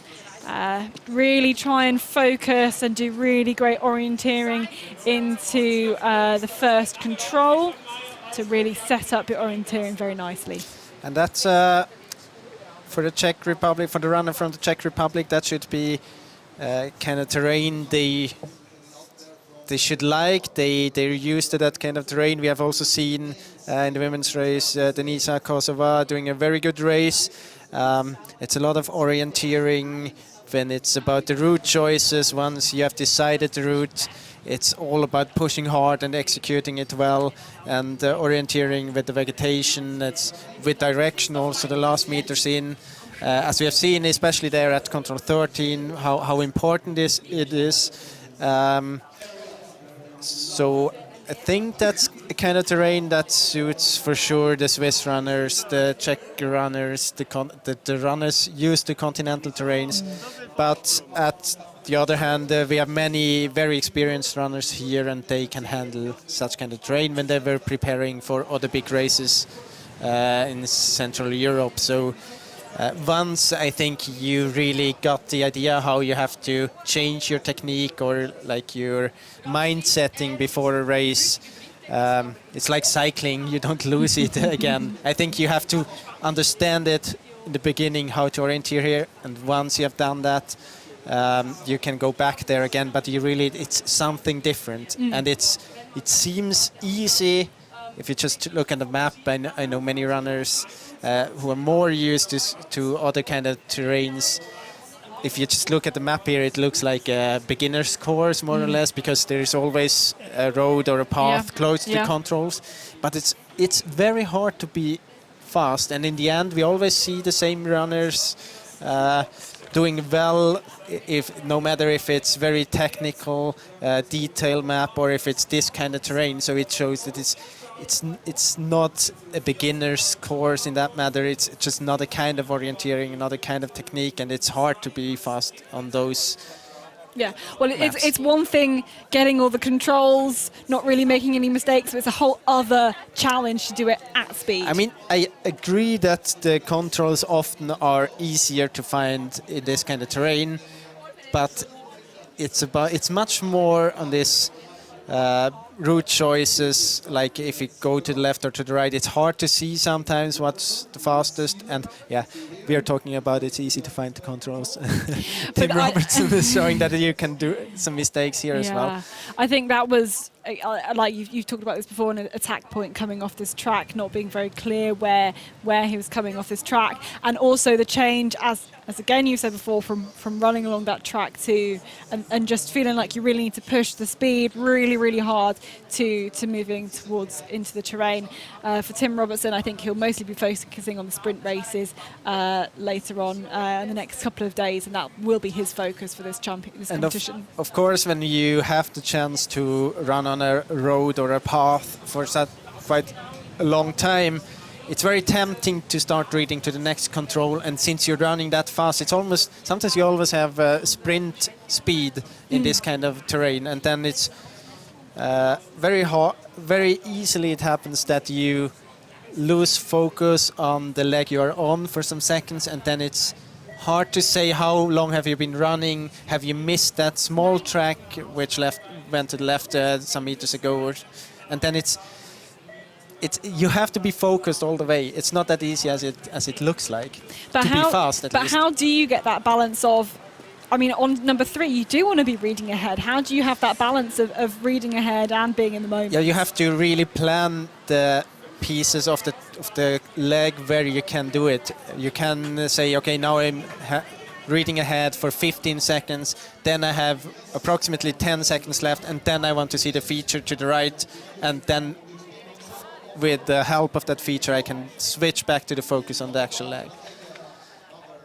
So replay here, we're looking at Max Petterbemer and Martin Hubman on their way round this loop. Pretty close to I was going to say pretty close to the two of them, but Max Petterbemer I'm not sure how accurate the GPS is in the slope, but what is clear, he's way too high up on here, and just coming off the edge of this open area, stayed far too high, went in all the rough green and everything, and then now had to go kind of down the crag, down the cliff into the control. That's something that's really difficult to train in other kind of terrains. I mean, in Max Peter Bremer from Sweden, you don't have those hills that in every part of Sweden when you have big hills with big slopes and you have to go in and just run direction down a slope. Usually you have more smaller details that help you on the way, but this kind of terrain, it's hard to find. In some areas you just don't have it, and I mean in Switzerland you have it all over the place. In Czech Republic you have it everywhere, or at many places at least, and so it's not something you just can go out and train in every kind of terrain, and that makes it special and difficult here. And especially then you had this switch from the terrain from the very beginning of the course. First two controls quite easy, then the long leg, the fourth control in the slope but uphill. Usually you have a bit more time when it's uphill, and then you switch in this different part of the course and suddenly it gets a bit more technical, and then that makes it kind of difficult. So climbing up the hill with Martin Hubman here. So I reckon he must have got a gap of a minute and a half, minute and 20 seconds there with that mistake made by Max Peter Bremer. And it's looking pretty good at the moment for Martin Hubman, who in the World Championships is running his first forest events, disciplines at the World Championships in Norway. First individual forest individual. And now just looking around at this control here.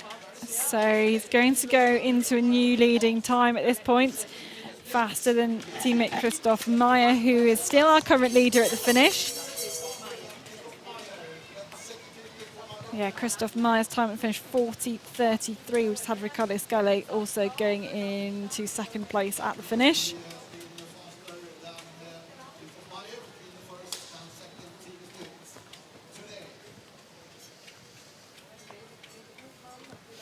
Though still lots of athletes still to go, and in fact the athlete that started 2 minutes after Martin Hubman was Kasper Fosser, World Championships medalist. Back at the start though, Alexei Niemi is the next to take to the course.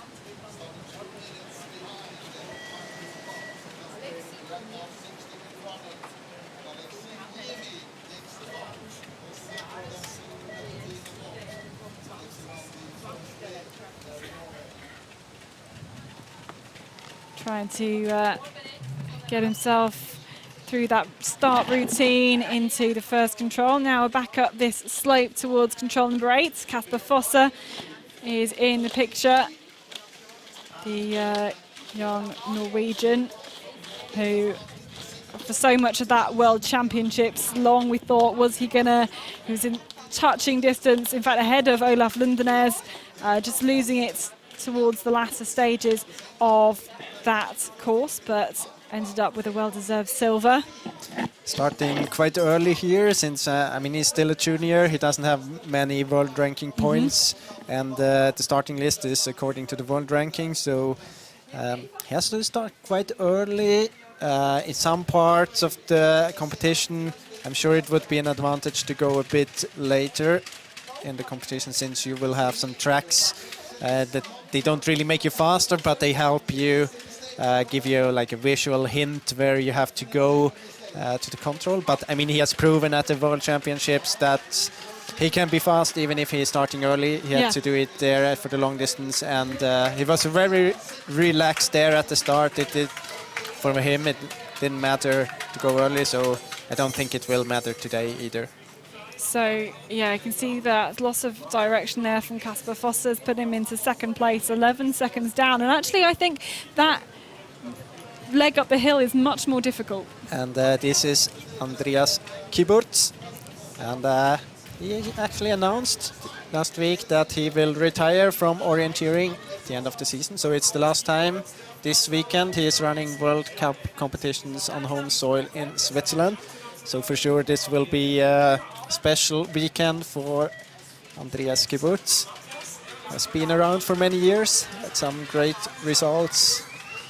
Highlight for sure, the medal at the World Championships in the sprint in Latvia.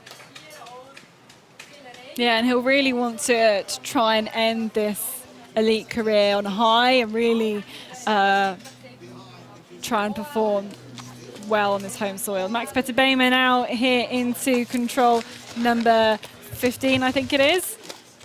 We have seen him doing a big mistake to control 5. I think he lost there around 2 minutes.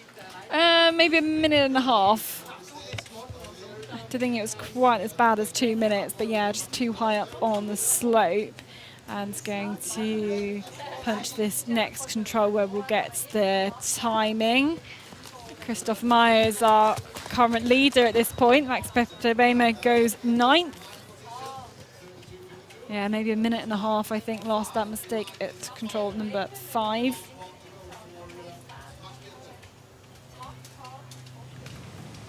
Luca Basse here, jogging up to the start line. Just under a minute until he begins his campaign. What a great view over the hills from this point.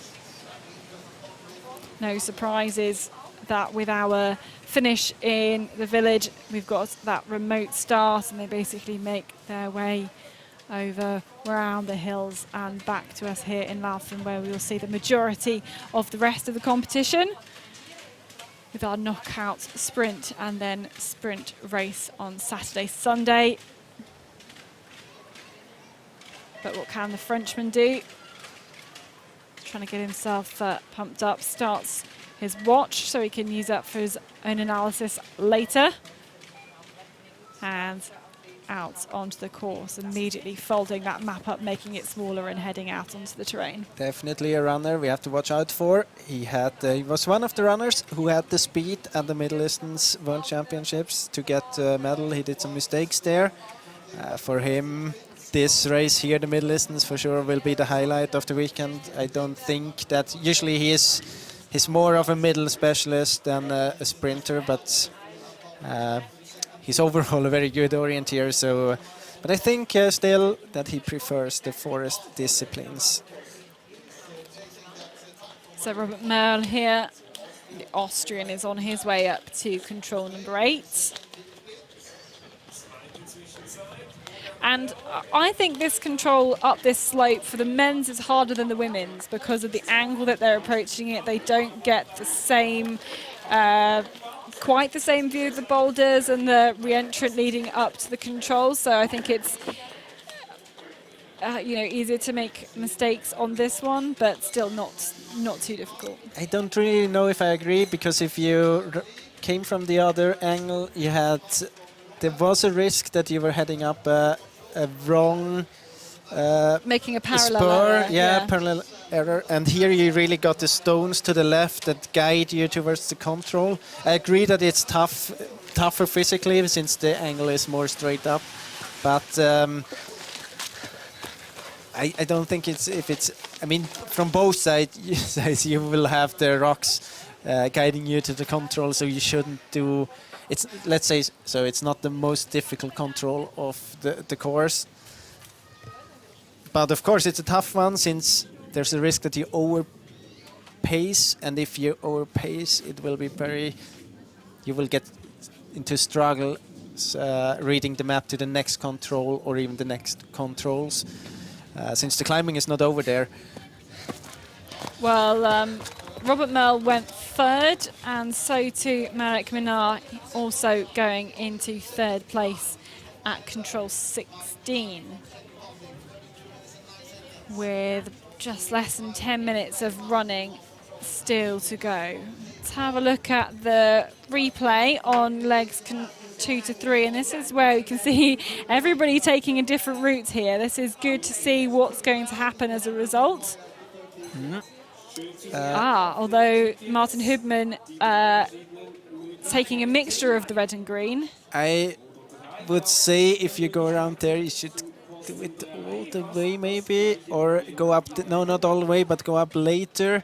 It it was quite similar anyway. Often those paths in the slope in this area, when they're not very thick mapped or very clear mapped, then it's kind of soft and it's wet, and it's, of course, it helps you a lot with direction and you won't go wrong, you won't do any mistakes, but it's often, it takes quite some energy to run there. So if you have the possibility to stay a bit longer on this gravel road, then it's usually you can save some energy. And I mean, if you go up early, you don't save any climbing, so it's hard to say.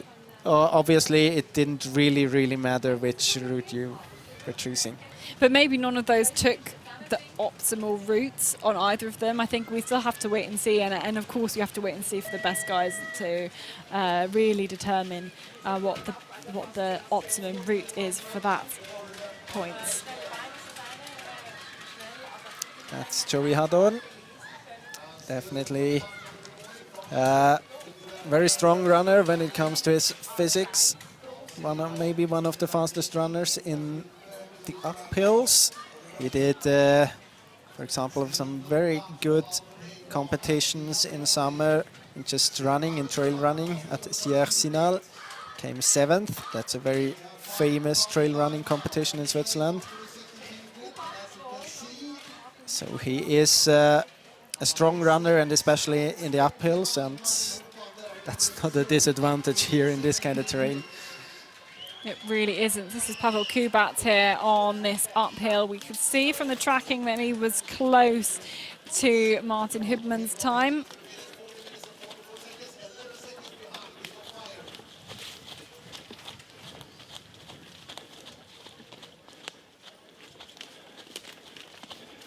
But won't go fastest at this point. Yeah, as you said, you're using these boulders to kind of as a line to point you into the control. You can pick them up and just head over this bridge towards the control itself. Number 8 here. And Pavel Kubat just slipping down the times here.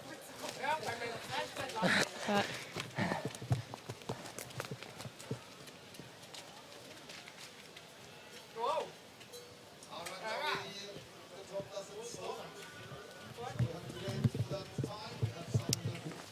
here we have Audun Heimdal to the finish. Finished in 2nd position, 11 seconds behind Christoph Meyer from Switzerland. This is Martin Riekborn from Sweden.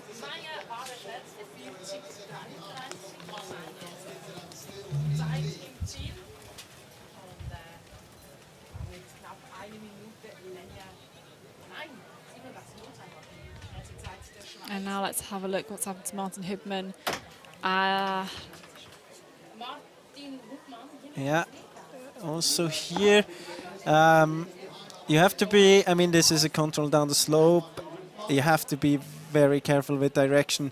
It's not the control itself, actually it's not the most difficult one, since it's a hill. That's something you can see when you come from above, but you won't see it if you have the wrong direction. So you have to have the right direction in at every point of the race in this kind of terrain. There's not so many features to read at, so you really have to rely on your compass and direction, even if it's just some, like, let's say 100 meters, 50 meters from the road to the control. But you have to use the compass and be clear with direction. Yeah, and then guessed he was the wrong side, turned right, should have turned left, just making that mistake even worse. But I think I mean, when you come from above, for sure he expects to have the right direction, and then you would see the hill, so he didn't really have a plan B for that. So when he didn't see the hill, he had to make a decision, either go to the right or to the left. And if you try to hit the features directly, you expect it to hit directly. Yeah. So you don't know if you're too much to the right or to the left. So it was just 50-50, and he went to the right, and that was the wrong direction. Mika Kimmler. But the mistake started earlier when he left when he- the yeah. road without having the right direction. Yeah, exactly.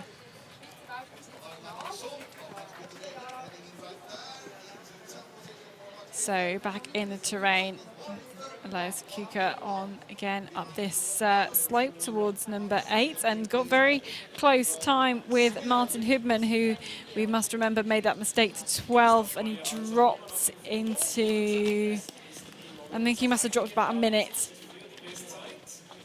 as a result of that. Maybe some other hesitations at other points as well, but at the pre-warning for control 16 he was down into 11th place, so Martin Hubman losing time, but the Finn here has matched Hubman's pace up to this point in these early stages.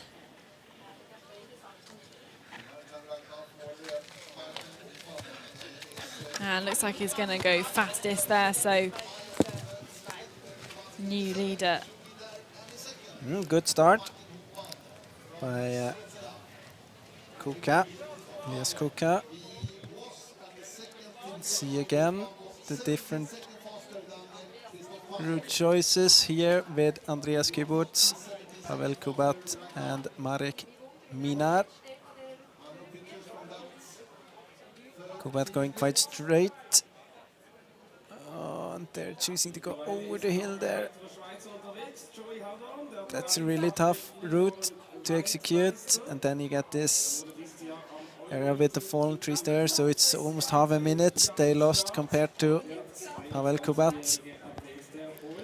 So it's what that route choice is like if you do as the course setter plans and go all the way around on that track. We haven't really seen anybody doing that. No, as but yet. my feeling is that they it's too would, slow. yeah, they would Yeah. lose there as well. It would be interesting to see a runner going all the way, not all the way to left, but stay to the left a bit longer than the option we have seen before. So we're waiting for Martin Hubman. This is control 15, and we can hear him there. So he's actually looks like he's, I don't know, maybe stopped too short, or maybe that's just the camera angle that we've got there into the control. It looked quite okay on the GPS, Yeah. So he was no victim of the Swiss trap there. No, not made those mistakes like we saw a lot of the Swiss women do, but you can see his time dropping down there as a result of that mistake to number 12. He knows he's really got to try and push hard, and just goes very smoothly through that control. 10th place currently there for Martin Hubman, who was in fact still leading at control number 8. Actually, no, we saw Elias Kuka there as well, or one of the Finns. So Emil Svensk next to hit the start.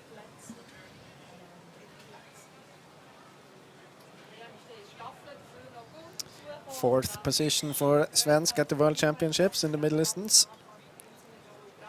I think we just saw that replay of Martin Hubman there. It's like no effort punching, just gets that punch so easily, and it's just like he's just completely running through it like he barely even noticed it. That's good technique. So now then back up this slope, we can see the track down there, and we're looking for Alexei Niemi on his way up to control number 8.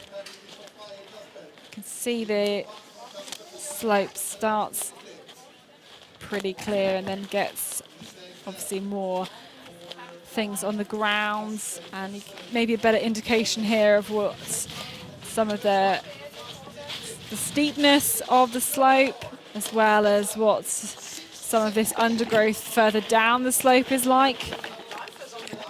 Proving to be a difficult one, and it's a question of how much you try and really push up this hill. We've already discussed that if you really, really push all the way up, then it can just spell disaster once you get to the top, and you just lose your head, make mistakes and everything. And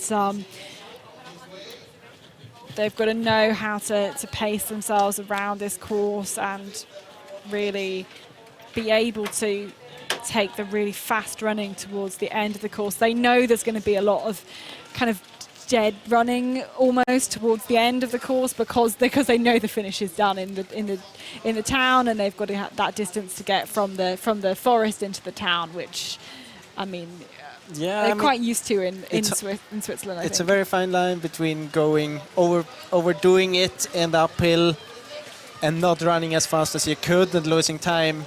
You have to push hard, but don't push so hard that you will have problem recover again when you actually get the chance to recover later on in the competition. I mean, we have seen that from control 15 you will just have downhill all the way to the finish, and you will just after this 8th and 9th control you will get a downhill passage again, or like a passage in the course where you have quite easy running. So yeah, push hard, but if you're overdoing it and have problems recovering later on, you will lose the time again.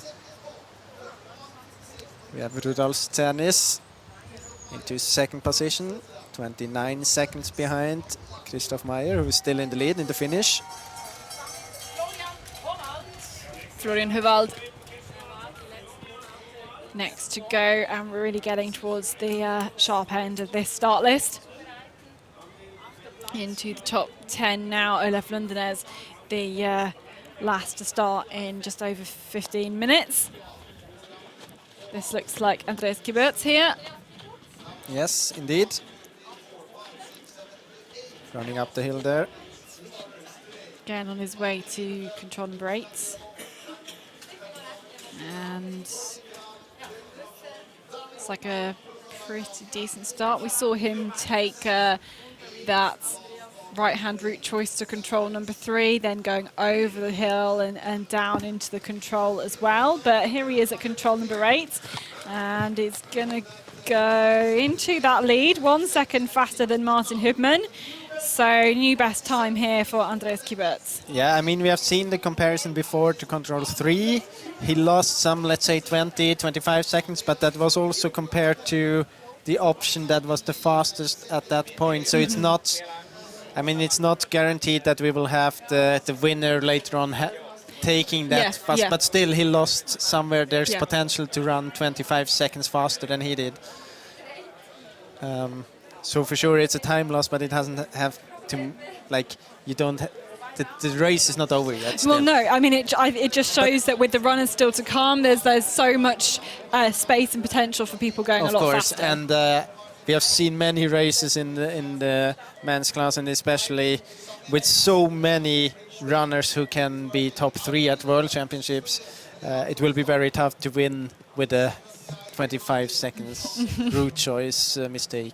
Yeah, we're going to have to be those who have the cleanest races will be getting those medals, getting those top 6 positions today. Alan Riederfelt heads out into the terrain. And now I'm not sure who we're live with, who we're looking out for. Whether we're live with Basit, I think. Yes, we must be. Since we have seen Kibertz punching the control earlier. Yes, and of course Matthias Kibertz is not running today. He's only running the sprint races. Maybe deciding that they're not quite ready with his injury to be running in terrain. Yeah, we have seen the injury. He got an injury before the World Champs, and we actually seen on the broadcast when he injured himself again on the middle distance, and he was struggling a lot there in the last part of the course. So he's not running in the forest yet, but he will run the sprint distances. And this is Luca Bassi. Who has gone... Don't have the punch. No, we don't here. have the punch. He was in second place at the pre-warning control. And that was behind Casper Foster, so we're going to have to wait and see. But now we're a replay, and look at what Joey Haddon is doing early on here. He's certainly had a good run. Pavel Kubat again, sticking too high in this, well, kind of trying to contour around that slope effectively, but maybe choosing the wrong approach to that control, and better to go just straight on. Yeah, I mean, it's a lot of distance in the slope where the run, I mean, he's not running around on a path, so it's hard to run in the terrain there, in the slope. So a straight line sometimes is better to go down and up, but go straight, since then you can have a better angle to run in the terrain than if you stay, compared to when you stay in the slope. But definitely a good start by Joey Haddon here in the beginning of the race. Something he really likes, these tough climbings. Be a tough job here for the cameraman to follow Joey Haddon. And now we can see here on the picture that time Luca Basse going fastest at TV2 by only those 5 seconds. But we're looking for Joey Haddon, and we've already seen by the GPS tracking that it's looking pretty good. So now Joey Haddon has got to go all the way up this hill. This is out from 7 to 8. Has to keep a good direction going up this slope, up and along. He wants to get on the left side of a small green area here. Looks like he does that. And then he will have to pass a small stripe with some green vegetation there.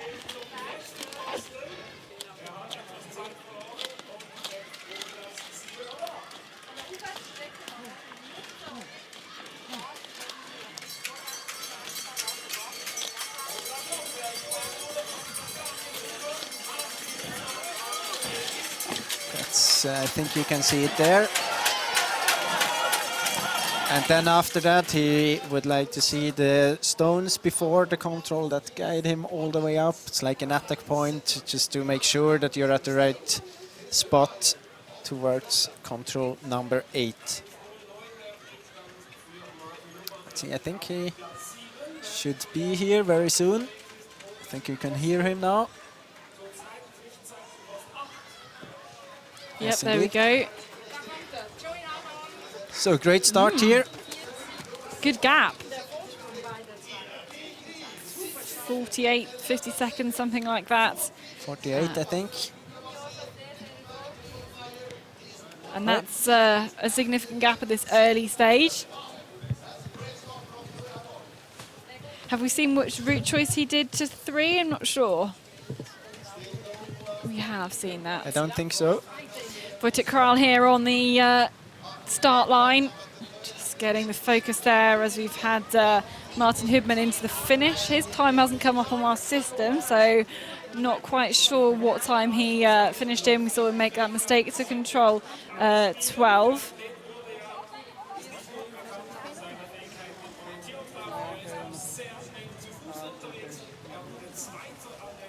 That's Emil Svensk. On the way to the 3rd control. First TV control. Crouching there. Don't have any times here from Svensk yet.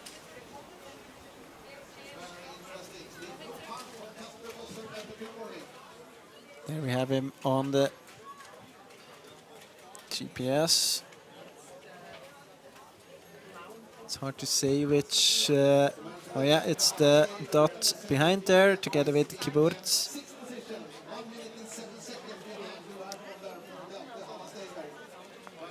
This should be Martin Rekborn, I think. Yeah, indeed. And you can see already he's behind Haddon's time. Oh, the camera operator's been going up and down this hill all afternoon. But this is the control at the top. Waiting for Rekborn to get there. You can see that time of Joe Haddon already gone.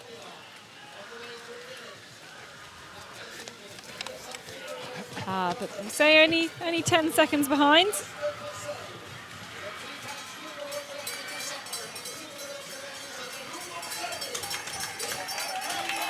Here we have Kasper Fosse. But actually, Rudolf Tennis had a better run here. Only 2 seconds behind Christoph Meyer, still in the lead. Here, quite an early starter. Christoph, he was already in the lead when we started the broadcast. Yeah, and his time's really holding up.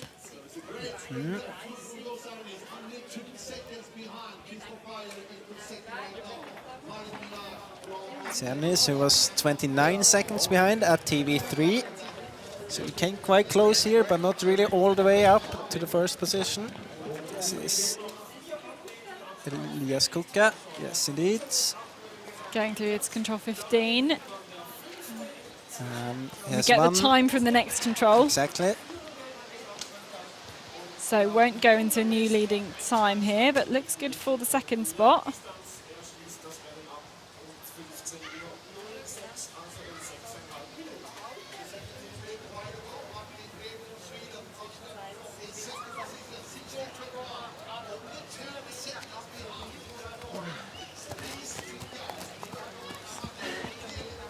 And solidly into that second place. And we have seen gaps opening up, positions changing in these last few controls, whether it's about the right route choice, also about finding the right the track going down the hill, whether you're going to take that risk and take the easterly route choice towards to go right back down into the village or not. So all still to play for. I mean, that's very typical here. You have a race with route choice and not only executing, and then you like the probability that you will choose the right route every time is not very high. So you will.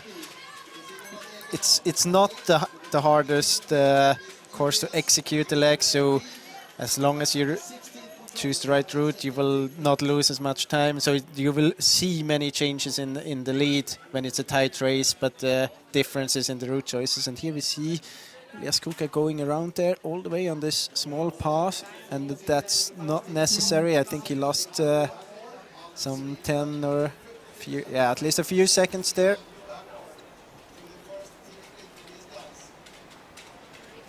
Albin Riedefeld, Sweden. Looking around a lot to go into that control. Yeah, but that's a good thing. I mean, he was prepared that there would be some vegetation features he could see when he was heading up. So then it's very important that when you're running up that you actually try to see them as well. So that's a good thing when you run in to come close to the control and haven't seen the control yet. You turn your head and try to get as much information as possible. So Jonas Ecker here down into control 16. Another slotting into second place, so Kuka and Ecker running similar times. And we have seen Rudolf Cernis, who was able to catch 27 seconds in the end, so there's still possibility for Jonas Ecker to take over the lead at the finish. But this is Daniel Hupman, one of the Swiss guys who is ranked highest in the overall World Cup so far, on 5th position. Now, yeah, there's a lot of potential for Daniel Hubman to do well on this course and use that Swiss advantage. He's got Gustav Bergman and Olaf Lindenez still to start after him, though, but surely in this Swiss terrain, it's more of an advantage to Hubman. Although, you know, they're all so experienced at this level, and they all know how to orienteer in a huge variety of terrain. This is the penultimate starter, the second to last starter. Gustav Bergman, who is leading the World Cup standings, 16 points ahead of Olaf Lindenez. He's taking his position as a role model seriously, traveling the way from Sweden to Switzerland by train. The overall World Cup leader from Sweden, or Stockholm. Simona Abersold signing all the orienteering tops. Silver medal for her today.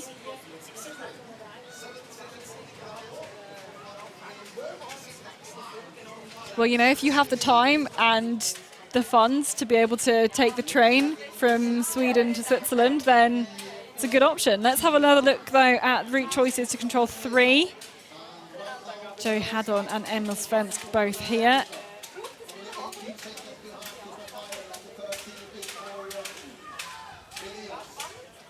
Yeah, it seems that the route, it's too long to go around.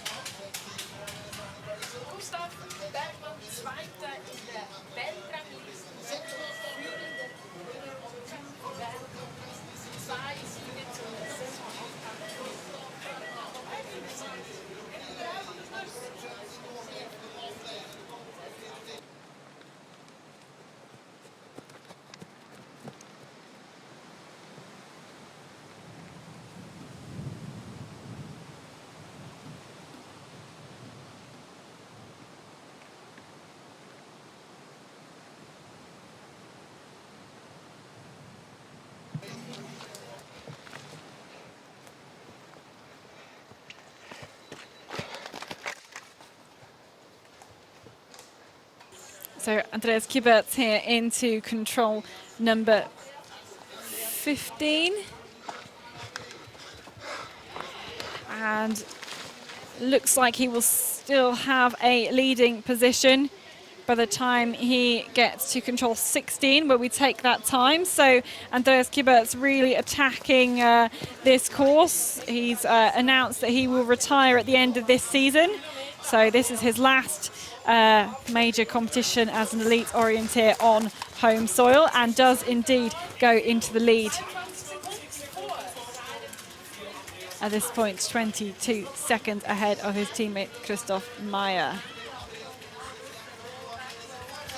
Also, he grew up not too far away from here, close to Basel.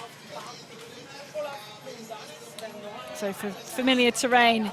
And now we have Olaf Lundenes about to hit the terrain, really getting himself fired up. Double world champion, of course, from the first forest-only champs in Norway.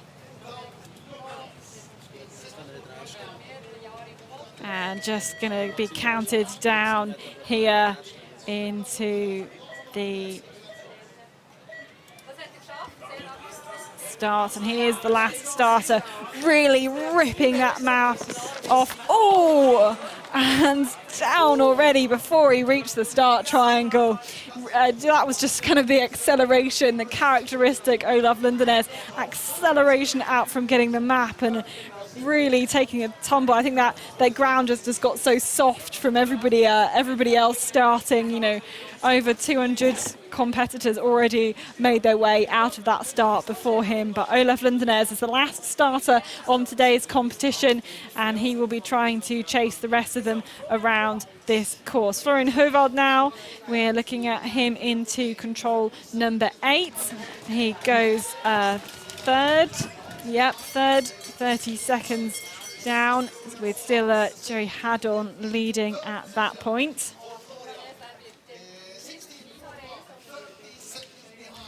Still a lot of the top names still to go, though. Imsien from Austria. And only 10 seconds down. It's a good start. Very good start at this early point. This looks like Ralph Street into the finish. Last of the Brits to start today. And he's going to go 9th. So I think he lost like a minute and a half or over a minute to control TV control number 1. So pretty good, solid race the rest of the time round. Now let's have a look what's happening to Joey Haddon. Well, that's definitely a mistake. He was running all the way around. I try to understand why he's doing this. My guess is that he wasn't in the moment and he's just missed. Maybe he was aiming for the small track to cut up just above the number 3 and to cut around the corner, and just missed it. And even then to run up the small path would be a mistake. Well, so yes. He might have pushed too hard and kind of missed the point when he has to leave there, where we have the number 3 to cut over. But this is a mistake. Let's say 25, 30 seconds. It's a pity for him. He's into the camera shot now, and he was 30 seconds faster than Martin Regborn at the pre-warning control. This is control 15. We're going to get the time at the next one. Haven't seen Martin Regborn yet, so he was 2 minutes 16 faster than Andreas Kibert. Let's take the timing from that and see what the comparison is going to be by the time Joey Haddon makes his way to this next control, where we'll get the timing. So the lead was 2:16. It's now 2:01. 2:01. So 15 seconds, but probably moving faster. So actually a bigger mistake than that. I will keep to my prediction and say it's 30 seconds he lost there. Maybe I can see compared to Martin Rekbo now. It's almost a minute at this point, let's say 55 seconds. Well, at the pre-warning for the third TV control, Martin Wegbon was 30 seconds slower than Joe Haddon.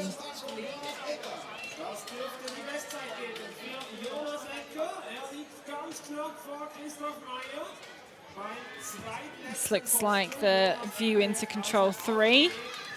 This is Hoopman, I think. Yeah, looks like he's almost bouncing down this slope. Very confident into the control itself. A lot of people kind of came too far down, had to go back round, back up. Anyway, Daniel Hubman, new leading time by 3 seconds.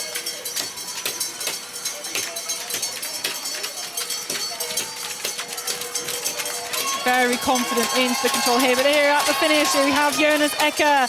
And let's have a look. He takes a new fastest time by 7 seconds there. So Jonas Ecker, he will replace Christoph Meyer. Finally, Christoph Meyer gives up his position on the leader's chair. Congratulates his teammate. Jonas Ecker goes fastest. So he's running 19 seconds faster in the end here, from TV3 to the finish, compared to Christoph Meyer. So let's have a look at Martin Wegbon here. Control 15, and so he was 30 seconds slower than Joe Haddon at the pre-warning, but I think Joey Haddon was moving so much faster than him, so he should have been able to open up a gap on that part, and in fact will have lost time. So Martin Wegbon will approach this control 16. And so he's gained 10 seconds on Joey Haddon, but I agree with your assessment. Like, I think the mistake was more than that. Yeah, maybe it was not half a minute though. Maybe it was maybe it was 20 seconds. Of course it was a mistake, and yeah, of course he lost at least 10 seconds, as we saw here. I would say something between 10 and 30 seconds, somewhere there. I don't know. So Gunnar Insane now climbing this slope up towards control number 8. You can see that gap, that difference compared to Joey Haddon, who, made that mistake into 15, but still leading at that point.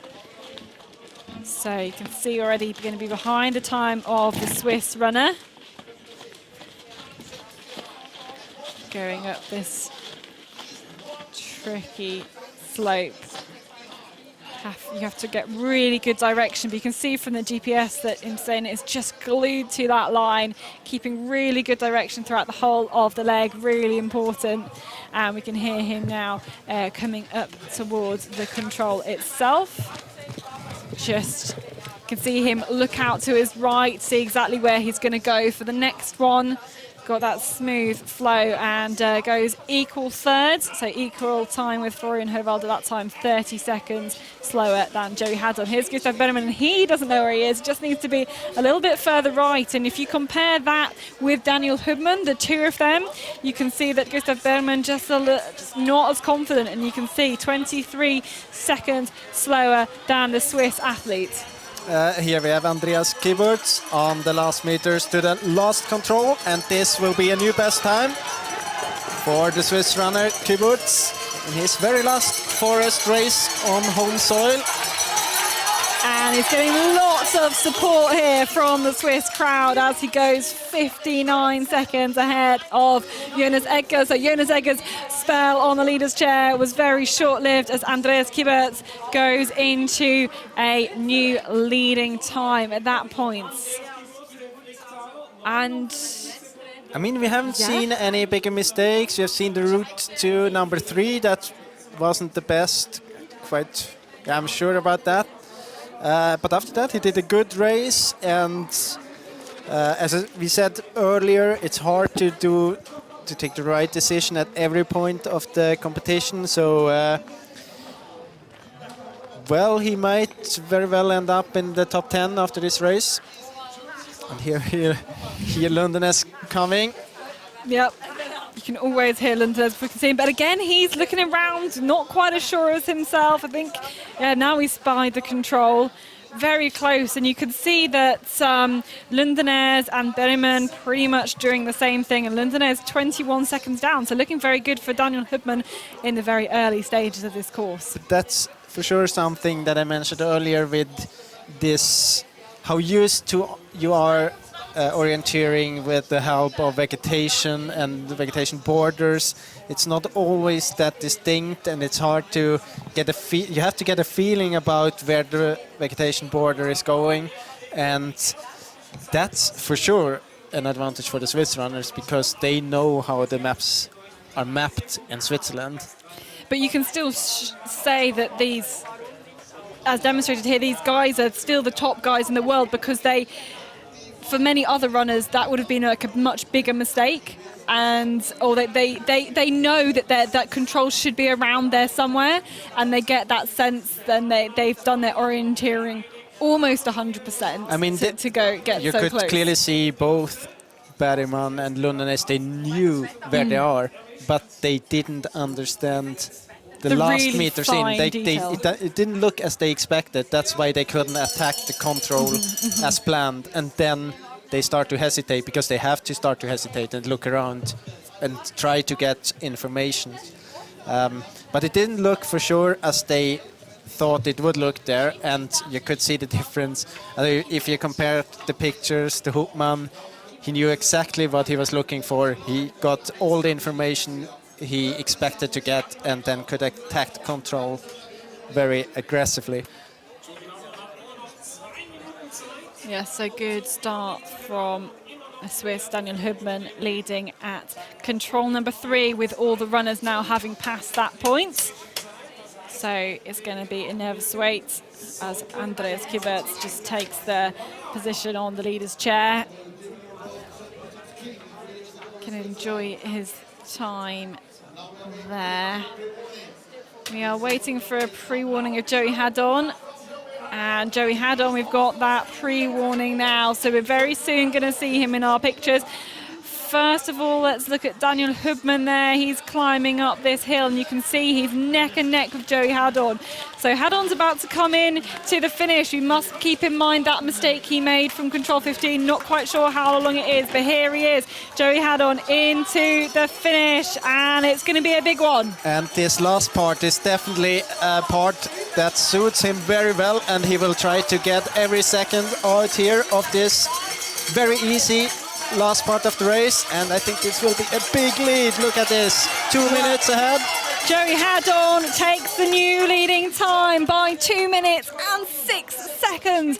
That really is a marker that he's laid down for the rest of the competition, and Joey Haddon will go fastest. We've got 4 Swiss guys in the lead at the moment at the finish. Still lots more competitors to go, but that really is a good marker. And we could see already with the GPS tracking, comparing Daniel Hubman and Joey Haddon going up this slope, we could see that even compared to Daniel Hubman, Joey Haddon's time at that point was very good. But look, let's not forget about Joey Haddon's mistake.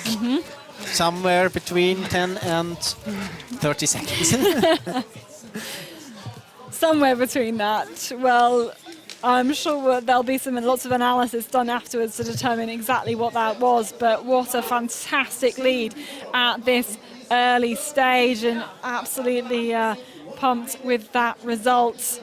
It's not just the lead, it's also the gap that he got. It's the time that he did, 37 minutes 21. So like the women's course, the leading time going under the expected winning time, or estimated winning time, 39 minutes. So an exchange of the leader's chair now. So we're just looking here. I actually think that the predicted winning time of the men's class was a bit lower than the women's. Okay, well, they changed that compared to Bulletin 4. Might be. I'm not 100% sure about that. Okay. But it's a good time for sure. 37 minutes. 2 minutes lead compared to Andreas Kiberts, who did quite a good race anyway. So it's, and if we look back, I mean, Joey Haddon was in second position at the first TV. We have had all the runners there. He had just made one mistake around 20 seconds, and his physical shape seems to be great. So yeah, he can be satisfied with that race. So Gustav Benjamin now going up this hill, and we saw from the tracking just then that he is behind both Hadon and Hubman, who were quite close together going up that slope. In fact, you can see Daniel Hubman, those 13 seconds faster than Joey Hadon, and Gustav Benjamin just quite considerably behind that as well. He's the second to last starter, so still got Olav Lundenes to come up this slope too, and Gustav Benjamin already behind on the time. You can just tell that he's steadily going up that hill, trying to look around, trying to pick good routes through the terrain, but now slipping back in the positions. Yeah, reminder here, we're looking at the leader in the World Cup standings.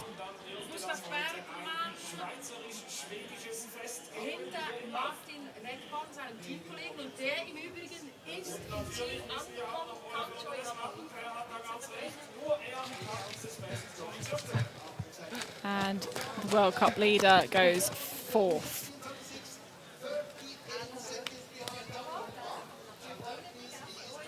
So again, losing 15 seconds between controls 3 and 8. The 2 points where we've got our split times. And again, let's have a look here. We're now on the track of Lundenes, and he too is slower than those 2 Swiss runners, although it does look like he's faster than Berman. Yeah, but the gap is not very big between Hubman, Hadon and Lundenes, and I mean, we have seen him losing 4 or 5 seconds at this one control, number 3, and it shows that he has approximately the same speed as the others. We know Hadon is going to do a mistake, so if there's still a chance for sure for Lundenes to be in the top there in the end of the course. I think Joey Hadon's going to be happy he's leading with that much of a gap, considering that he knows he's made that mistake to 15, and you've got to factor that in, but we've also now can be behind Lundenes. Whilst we've been looking at that tracking, we've had Martin Regborn into the finish. He's gone second fastest, only 37 seconds slower than Joey Hadon, so pretty good. And although losing a few seconds here and there, Martin Regborn, but he's into the finish in second place. Meanwhile, let's have a look at Lundenes. Well, he's slower than the 2 Swiss guys. We knew that already from the tracking. What is the gap going to be? And of course, bear in mind, Joey Hadon losing between 10 and 30 seconds to control 15. So Lundenes goes 4th, faster though than Benjamin and Martin Regborn, who we could see there in 3rd place. We know he's now at the finish in 2nd.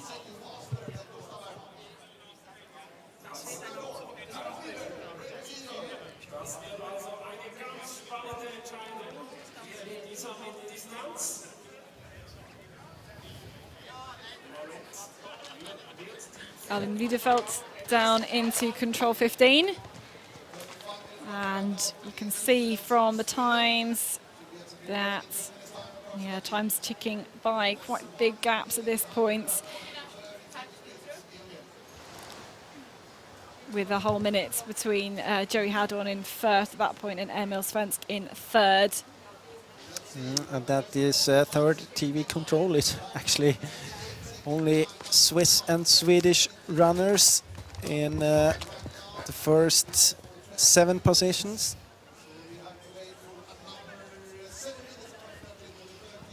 And this is how the World Cups differ from the World Championships, where you're allowed much bigger teams, and really you see in the results like packed out by a few nations. I think for those in nations doing well from other nations, like maybe getting lower results than they would say in the World Championships, because yeah, maybe the top packed with so many Swiss and so many Swedes.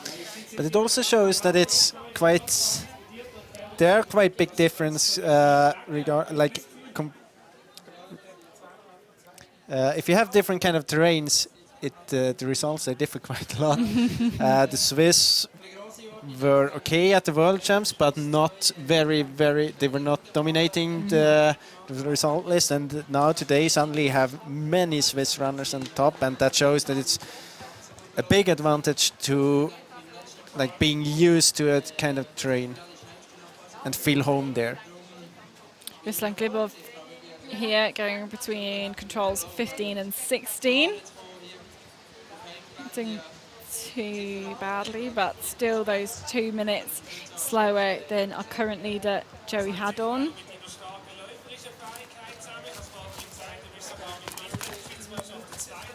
So Glibov going 5th.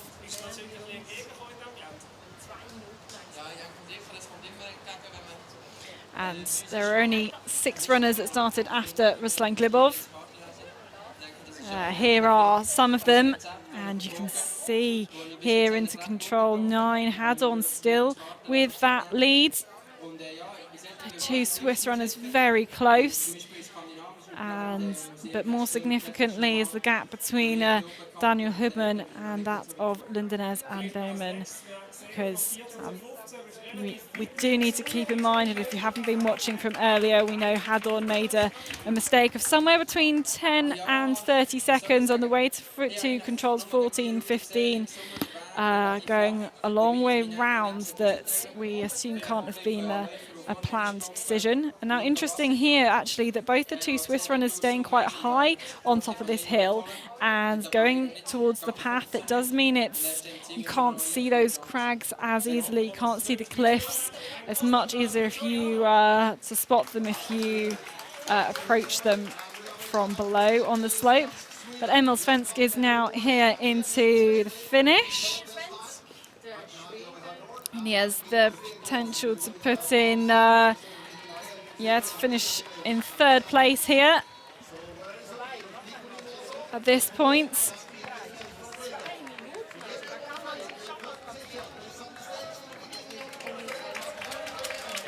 And I have a feeling he's not really fighting for it. You know, he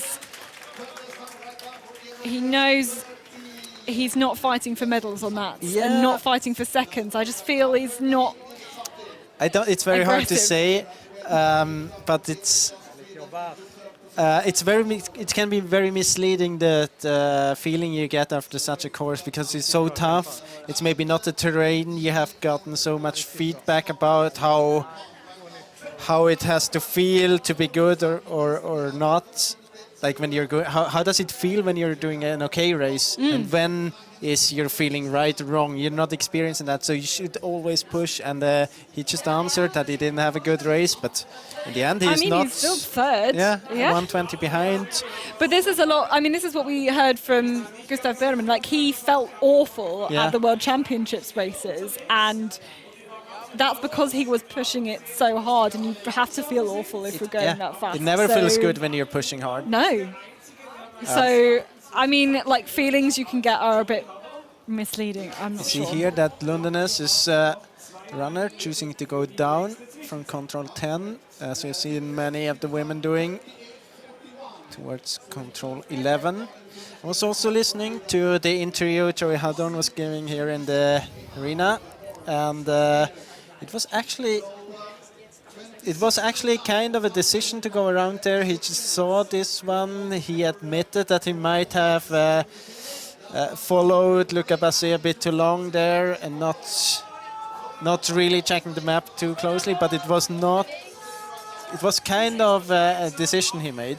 So not a mistake executing in that matter. Here we have Florian Hovald. Florian Hovald now into the finish, and I know he's not going to go into that 3rd spot. I think it's a very different atmosphere when the Swiss runners come into this quite small arena, getting cheered all the way around. But Florian Hovald will be outside the top 3 when he finishes there into 4th place. So only those 7 seconds slower than Emil Svensk, who's currently in 3rd place. It looks like could be Wojtek Kral. It is indeed coming down here into control number 15, and I think we know he's made some mistakes earlier out in the course. You can see there he's over 2 minutes down on the leading time of Joey Hadorn at this particular point. So losing time here, and it's not till the next control that we actually get that split time that we can compare him to the rest of the runners.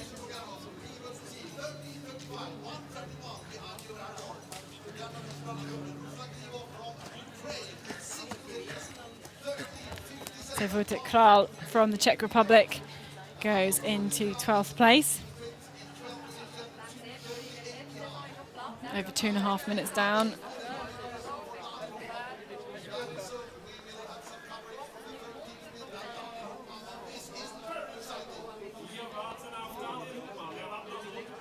I wonder if he's talking about this control that we see here with this different routes being taken by Joey Hadorn. And now this is where it's going to be interesting. So we're live with Daniel Hubman now. But I'm not sure if Hubman chose the right exit from control 14. He was going up, climbing up there directly.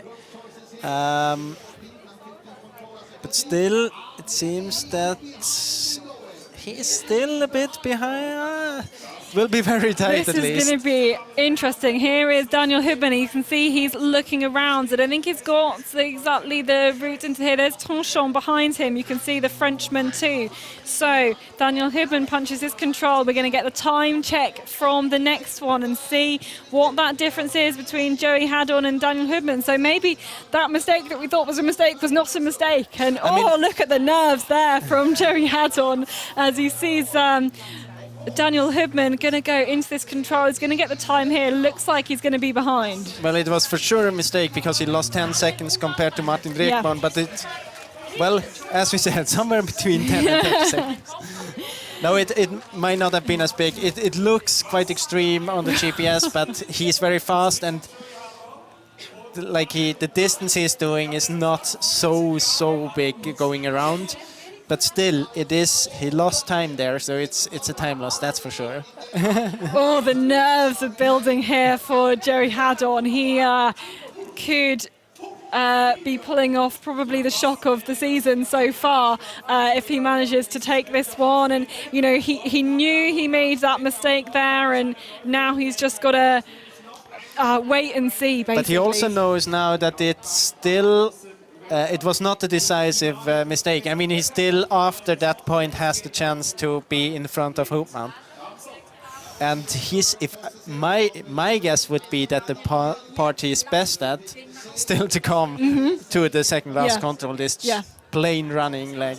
Here, interesting. They're splitting up.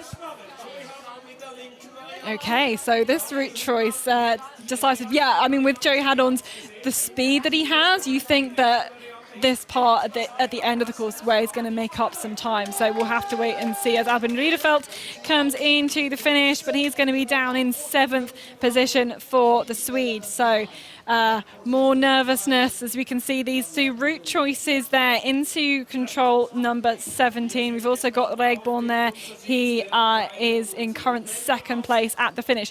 Don't forget, we've still got Gustav Bergman, we've still got Olaf Lundenes out in the forest. They probably, and I mean, unless they suddenly find a massive burst of speed for somewhere, not racing for the win, but they are racing for medals, I think, the two of them. We haven't seen their trackers in a while, though. We don't know. I mean, Lundenes was, okay, he was 1:20 behind. Yeah, that's kind of big gap. Yeah. Let's see. The big fight will be between Hubman and Hadorn, at least for the moment. I don't know if he's looking confident or not. I don't know what that means. He's looking nervous. He's looking very nervous. I think I would be if you were in the leader's chair and you were so close to Daniel Hubman with that running left to go. Ruslan Glibov goes 6th. And may finish with a top 10 position, but here the two of them, and we haven't seen much of Hadorn's route choices in here, but interesting that he's staying in the terrain rather than heading down towards the more indistinct track here, but so too cutting through Daniel Hubman. It shows also that the runnability there must be very good, because otherwise he wouldn't do it. but still, I think it was the smarter route by Hoopman there. Maybe some seconds, but it's very. I mean, we saw it. It's head to head.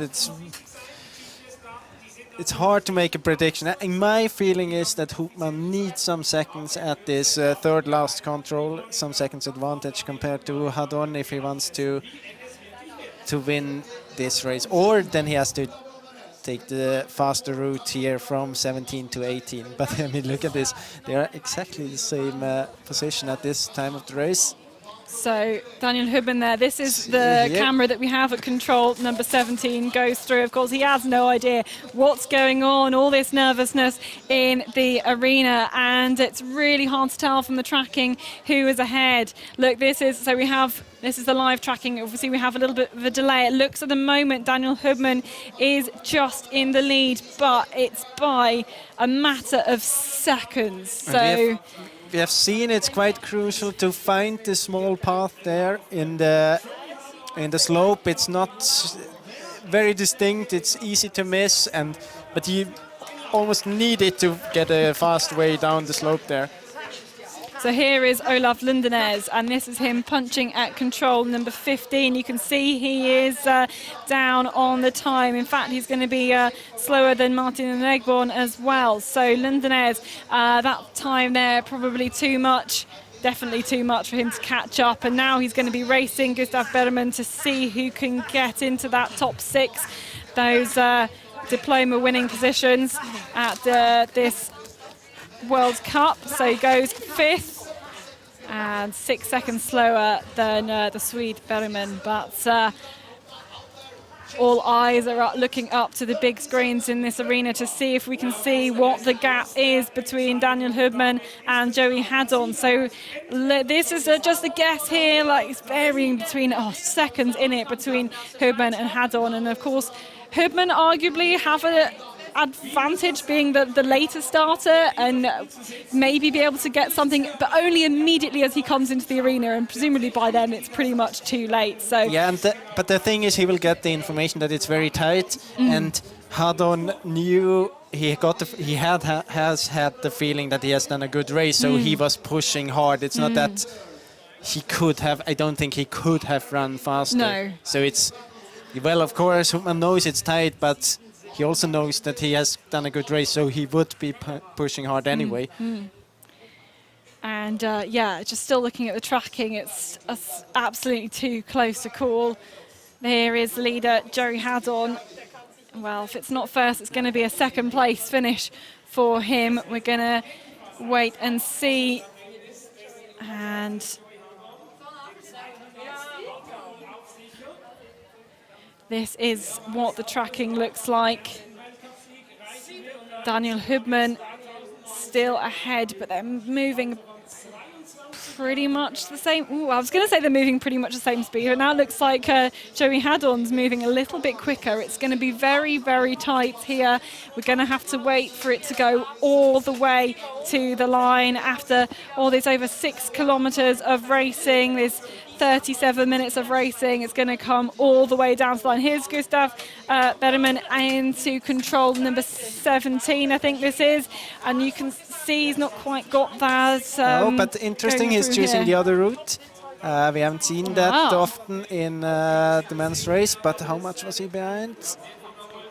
It was like 51 seconds behind. Well, I doubt it's 50 seconds faster, but let's see. I mean, I'm quite sure it will have the decision about the winner today in, let's say, 1 minute, maybe. I think it's going to be less than that. Wojtek Kral just comes in, punches through the finish, and a lot of the Swiss crowd moving to the barriers to see what's going to happen with this frankly sprint out between Daniel Hubman and Joey Hadon. At the moment it looks I mean, it's basically question mark everywhere from everybody in this arena. There it looks like Haddon's just got the advantage. He's got that really fast speed in his legs, and he's actually started celebrating. I think it's far too early to say that. But I mean, he did a very good race. He can be celebrating he should anyway. celebrate. Yeah. Here, though, is Daniel Hubman. We've got him on the cameras already. He'll know he's had a good race as well.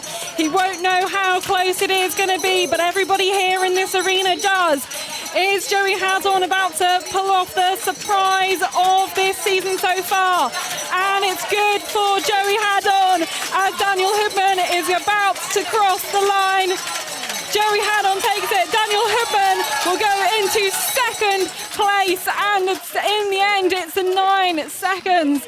Daniel Hubman into that silver medal, but what a win there from Joey Haddon from Switzerland. Can congratulate his teammate. The two of them have had fantastic runs, but it is the youngster who wins out in the end. Yeah, and we had this nice picture, Daniel Hubman, who has won like 2,327 World Cups already, and Joey Haddon winning his first ever World Cup here. And that's really exciting to see, like a bit of a, not quite a changing of the guard completely, but, you know, that the success in Swiss orienteering, you know, keeping going through both the likes of Simona Abbasald and also now Joey Haddon with this win as well. Exciting to see lots of orienteers and promising for future races as well. Let's also wait for Gustav Bergman. I'm not sure if he was choosing to go the other route there from one of the last controls. Third last control to the second last control. He was, how far was he behind? Hard to say. 51 seconds at TV3. So there's still a chance for him, maybe for a top 3. Yeah, so Tranchant goes 18th. Yeah, so we've still got Bergman and we've still got Lundenez, and they're racing with Martin Legborn, who was 37 seconds slower than Joey Haddon, to see who's going to take that bronze medal. And Joey Haddon, I think, still can't really believe what's just happened. The two of them there, so you know, definitely Swiss 1 and 2. We're waiting now for Bergman, for Lundenez. How are they going to match up with Martin Legborn? We're not sure whether Gustav Bergman chose the different route choice or not, the one that Sabine Jensen did, where she won a lot of time. We're going to have to wait and see, but certainly we'll see where Lundenez places in comparison to Legborn as well. He'll be fighting hard over the last part of this course as well. Now we're looking out, here's the Swede. Here he is, and we know he did take that other route choice. He went the one that Sabine Jensen did. Not sure whether it's going to pay off. And we think he did that. Yeah, we did, because we can see it on the tracking on our other screen. But he's lost out. It's not going to get a medal here today. We can already see that. Looks like he's going to go into 4th place. So still at that top 6 and racing for the World Cup points. So he crosses the line into 4th place. And I think actually that route choice not paying off for the Swede. He's in 4th place. We're now just waiting for Lundenez, and we know a lot of that fight for World Cup is between Gustav Bergman and Olav Lundenez. Gustav Bergman is the current leader, only 16 points ahead of Lundenez, and we can see the Norwegian there is on his way into the finish as well, just behind Martin Legborn. So my guess is that he will slot in 4th place, pushing Gustav Bergman down into 5th. But we're waiting for the last starter now at the finish.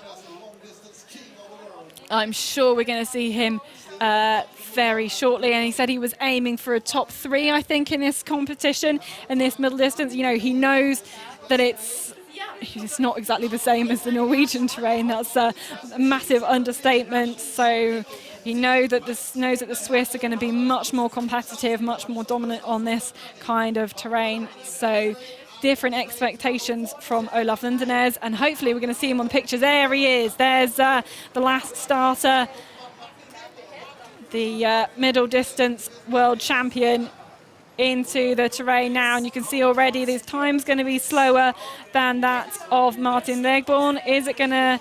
This looks like, I think he's going to be faster though than the Swede, than Gustav Bergman. So Olaf Lundenes, the final starter, the world champion, into the finish there, and he will go fourth fastest at this point, 57 seconds slower than Joey Haddon. So everybody into the finish now, and what a great win from Joey Haddon. Yeah, very impressive. Kind of unexpected as well. I mean, we knew that he is in very good shape physically, but still there's a difference between reaching a good result and to win a World Cup race, and especially when he was not going perfectly, and the others, I mean, we didn't see any mistakes by the others, no bigger mistakes at least, so it was a very well-deserved victory here. And you can see how nervous he was. It was quite it was a very exciting race all the way, and it's very obvious how dominating the Swiss and the Swedish teams were today. We have in the top 8, we have only Olaf Lundenes from Norway disturbing this Swiss and Swedish dominance. And here we have the comparison between the 3 runners. Martin Regborn already a bit behind there, and Haddon and Hopman running quite about the same speed here. Both of them choosing to go quite straight there. Small advantage here for Haddon in the beginning, but then Hopman, it's kind of the same you've seen in the women's race, where we had Alexandersson running a bit faster in the downhill. But from here, Regborn is coming back to the race still. Everything is so close, there were no bigger differences in the routes. Let's see, but very soon we will have this, well, strange decision by Haddon. I think he exits the control very well here from 14. Hopman chooses differently there. And Haddon, he goes around a lot. I think he could have decided to race earlier if he would have run this leg a bit better. And then I think Hopman's option is better to control 17, and then it was all the running part there to control 18 and 19 that saved Haddon's victory. And I think also saving Haddon's victory was Daniel Hubman's route out of control 15, 16. Yeah. I think that made the difference as well.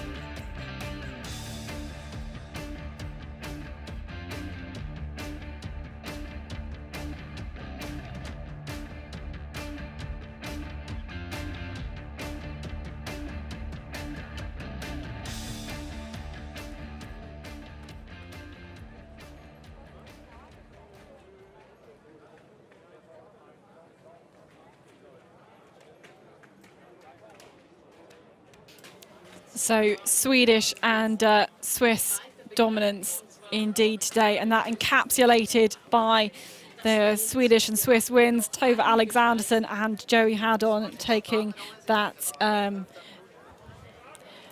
that today. We can recap there. Alexandersson winning by 2 minutes and 36 seconds. That's pretty impressive. Again, we can see some of the familiar names taking those top 20 positions. a lot of the Finns, I think, today having trouble in the Swedish forest. We've seen a lot of mistakes, particularly from the women's side, and quite often their women's team are very strong.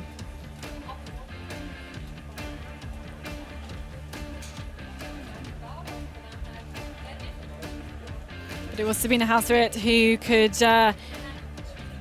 take the bronze. Simona Abersold, their strong run to take the silver. Feel like she didn't quite pace her race as well as, of course, the world champion Alexanderson was able to do. Sometimes she has in the past come a bit unstuck on middle distance races, but it was a commanding performance today here in Switzerland, and able to take her 5th individual win of the season. And the three of them there getting ready for their flower ceremony.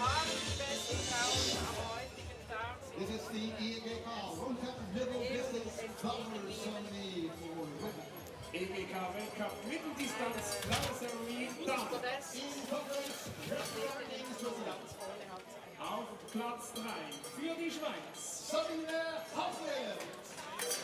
Sabine Hasrit,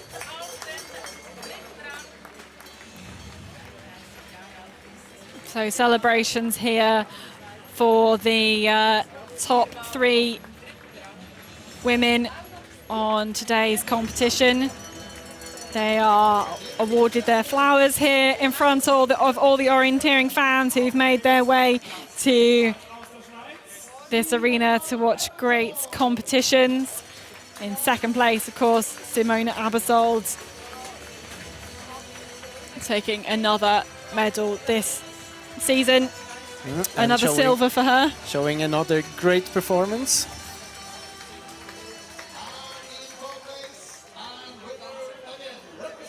And her 5th individual win in the World Cup in 2019. Tove Alexanderson, commanding performance. You can't say it enough. It's the same with Olav Lundenes. It's just so impressive how they can perform well in every kind of terrain, no matter what discipline. Okay, Lundenes might not be the best sprinter, but still, it's no matter where they are, which distance in the forest, it's Alexanderson and Lundenes. They're always there, and the same more or less for Simona Abersold, at least this season, and also more or less the last season. She has had many very impressive rounds so far, and she's so young. It's her first year as a senior. Yeah. I mean, she didn't run the World Championships last year because she was still a junior. She could have made a team. She didn't. She won a medal at the European Champs. Yeah, exactly. She won medals in every race at the World Champs this year, and now she's there again. And it's one thing to be an amazing junior, but a whole other thing to be able to make such an impact as your first year as a senior is, I mean, that's amazing. About your race, Tove. Good. Tell us about your race, Tove. How was it? It was a really good race. I'm satisfied. It was quite tricky at some places, but also quite much running. Did you expect such a clear lead? It was not exactly as I had expected, but I enjoyed it. And you're ready for tomorrow already? Yeah, it will be real fun to run some sprint again, so I'm looking forward to it. Thank you very much, Tove. Thanks. So it will be interesting to see what Tove Alexanderson can do as we now transition towards a more sprint focus with the World Championships next year coming from Denmark. The first time we'll have a sprint-only championships. So that's going to be, I think, really interesting over the next few days to see where people kind of place. And we've got some sprinters coming back from almost a year off, and we've also got a lot of the forest orienteers seeing what they can do. Coming back from their orienteering vacation. Yeah, well, I mean, they have a lot of them have not looked at many maps over the last year, and they've been doing a lot of other things. So I actually think, I think there's lots of questions about tomorrow and Sunday's races that we're not exactly sure what it's going to be, what exactly is going to happen. So we're going to have, as you can see, the flower ceremony for the men's, and then we're going to have a quick chat to Joey Haddon as well. Again, a lot of the usual suspects up towards the top of the results lists.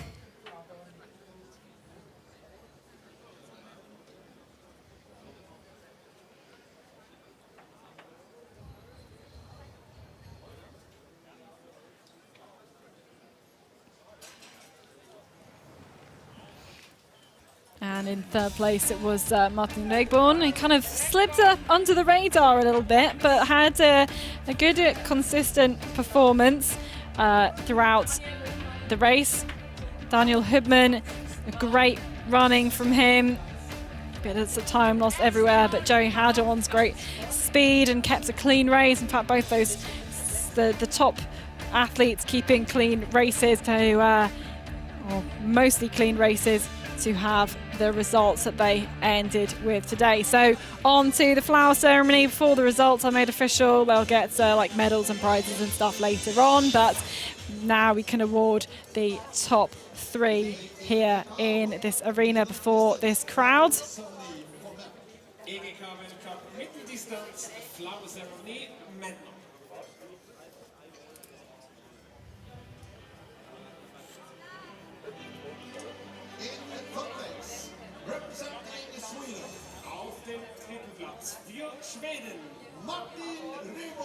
So third place for Martin Regborn.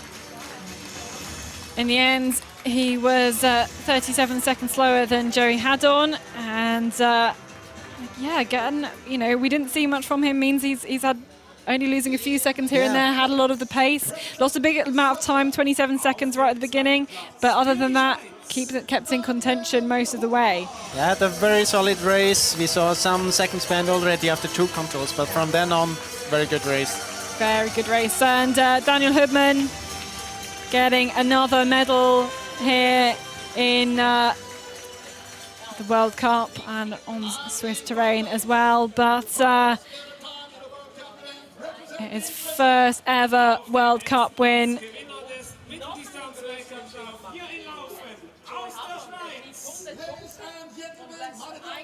Yeah, that's how a satisfied runner looks like. Yeah, and I'd say definitely the biggest individual shock of the season so far, Joey Haddon. I mean, we know he's very fast. He's got faster track times and everything from the Swiss trials and everything, but it's another thing to put it together. It's also in the because race. we didn't have any shocks yet so far. Well, that's also true. Like a lot of the other individual races, gone very much to plan. That's why I say individual and not relay, because men's World Championships relay was an interesting one. But yeah, we can see those top 3, and they will be able to take a lot of confidence going into the knockout sprints, which are throughout the course of tomorrow, and then come the Sprint Classic, which is on Sunday. Actually, if you had told me yesterday that Joey Haddon would win one of the competitions this weekend, I would definitely have guessed the knockout sprint and not the middle distance. So yes, it is a shock, but only that he wins the middle distance and maybe not the knockout sprint, because he is a very strong runner, and we knew from a very long time back that he sooner or later will be fighting for a victory if he gets a race without any big mistakes. But it was kind of unexpected to get it now, because we haven't seen him in so fast in other races. Erster Weltcup-Sieg der Karriere. Was bedeutet das für Sie? Ja, es ist ein riesiges Ding, hier heute zu gewinnen, überhaupt auf dem Podest zu stehen. Wir haben dieses Gelände gut gekannt und uns gut vorbereitet, aber dass es für mich hier heute für den Sieg reicht, erst meiner zweiten Elite-Saison, ist unbeschreiblich. Ich freue mich riesig. Konnten Sie etwas von diesem Heimvorteil profitieren? Ja, ich denke schon, bereits in der Vorbereitung und dann auch in der Anreise. Man kennt alles, man läuft seit klein auf hier in diesen Wäldern Noel. Von dem her ist es sicher ein Vorteil, aber man muss dem Druck auch standhalten und wissen, dass man heute seine Leistung abrufen muss. Und wie gesagt, dass es mir heute gelang, macht mich unglaublich zufrieden, und die Teamleistung war sowieso extrem gut wieder von den Schweizern heute. Es folgen noch 2 Wettkampftage. Haben Sie noch genügend Power? Ja, ich denke, das mit dem Power wird vielleicht, glaube ich, nicht das große Problem, weil jetzt mit diesen Emotionen spüre ich noch fast nichts. Das wird vielleicht in den nächsten Tagen kommen. Es werden spannende Wettkämpfe. Ich rechne sicher nicht mit so etwas wieder. Das ist einmalig, denke ich. Aber ich werde nochmal alles geben dieses Wochenende und vor allem es genießen. Herzliche Gratulation und herzlichen Dank. Merci vielmals. Joey Haddon there got that interview in German for the Swiss TV. Jonas, what did you catch from that? You can explain for all us who don't speak First, he German. was asked about his first victory, and of course, he said it was a big thing for him, and it was also because, especially because he knew the train as well. But still, it was unexpected. And then the second question was about the advantage running on home soil, and he said, yeah, of course, with the preparation and also the travel here, and you know the terrain, but still you have to do it first. And then regarding the coming competitions, he said that he doesn't really count with another day like this today, but still power won't be a problem. Obviously, he's in good shape, and he's looking forward to the races coming. Well, yeah, we too are looking forward to the races coming. What's going to happen on these 2 sprint races coming up? It's going to be very exciting. We'll be there for the semi-finals and finals of the knockout sprint, and also the A final of the sprint classic, as it were. We will see you later on this weekend. Yeah, see you tomorrow.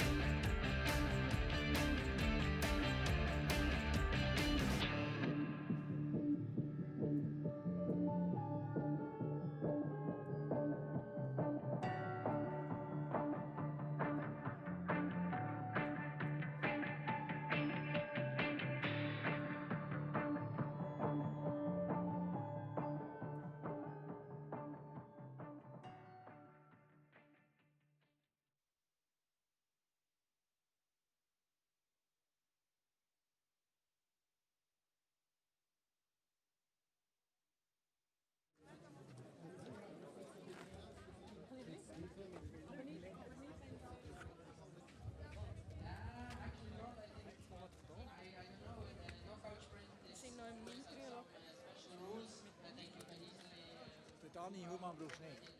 Nein, ich kann nur 2 haben. Okay, aber Simone wird schon geholt, hast du gesagt? Hat es geheißen, ja, Frau.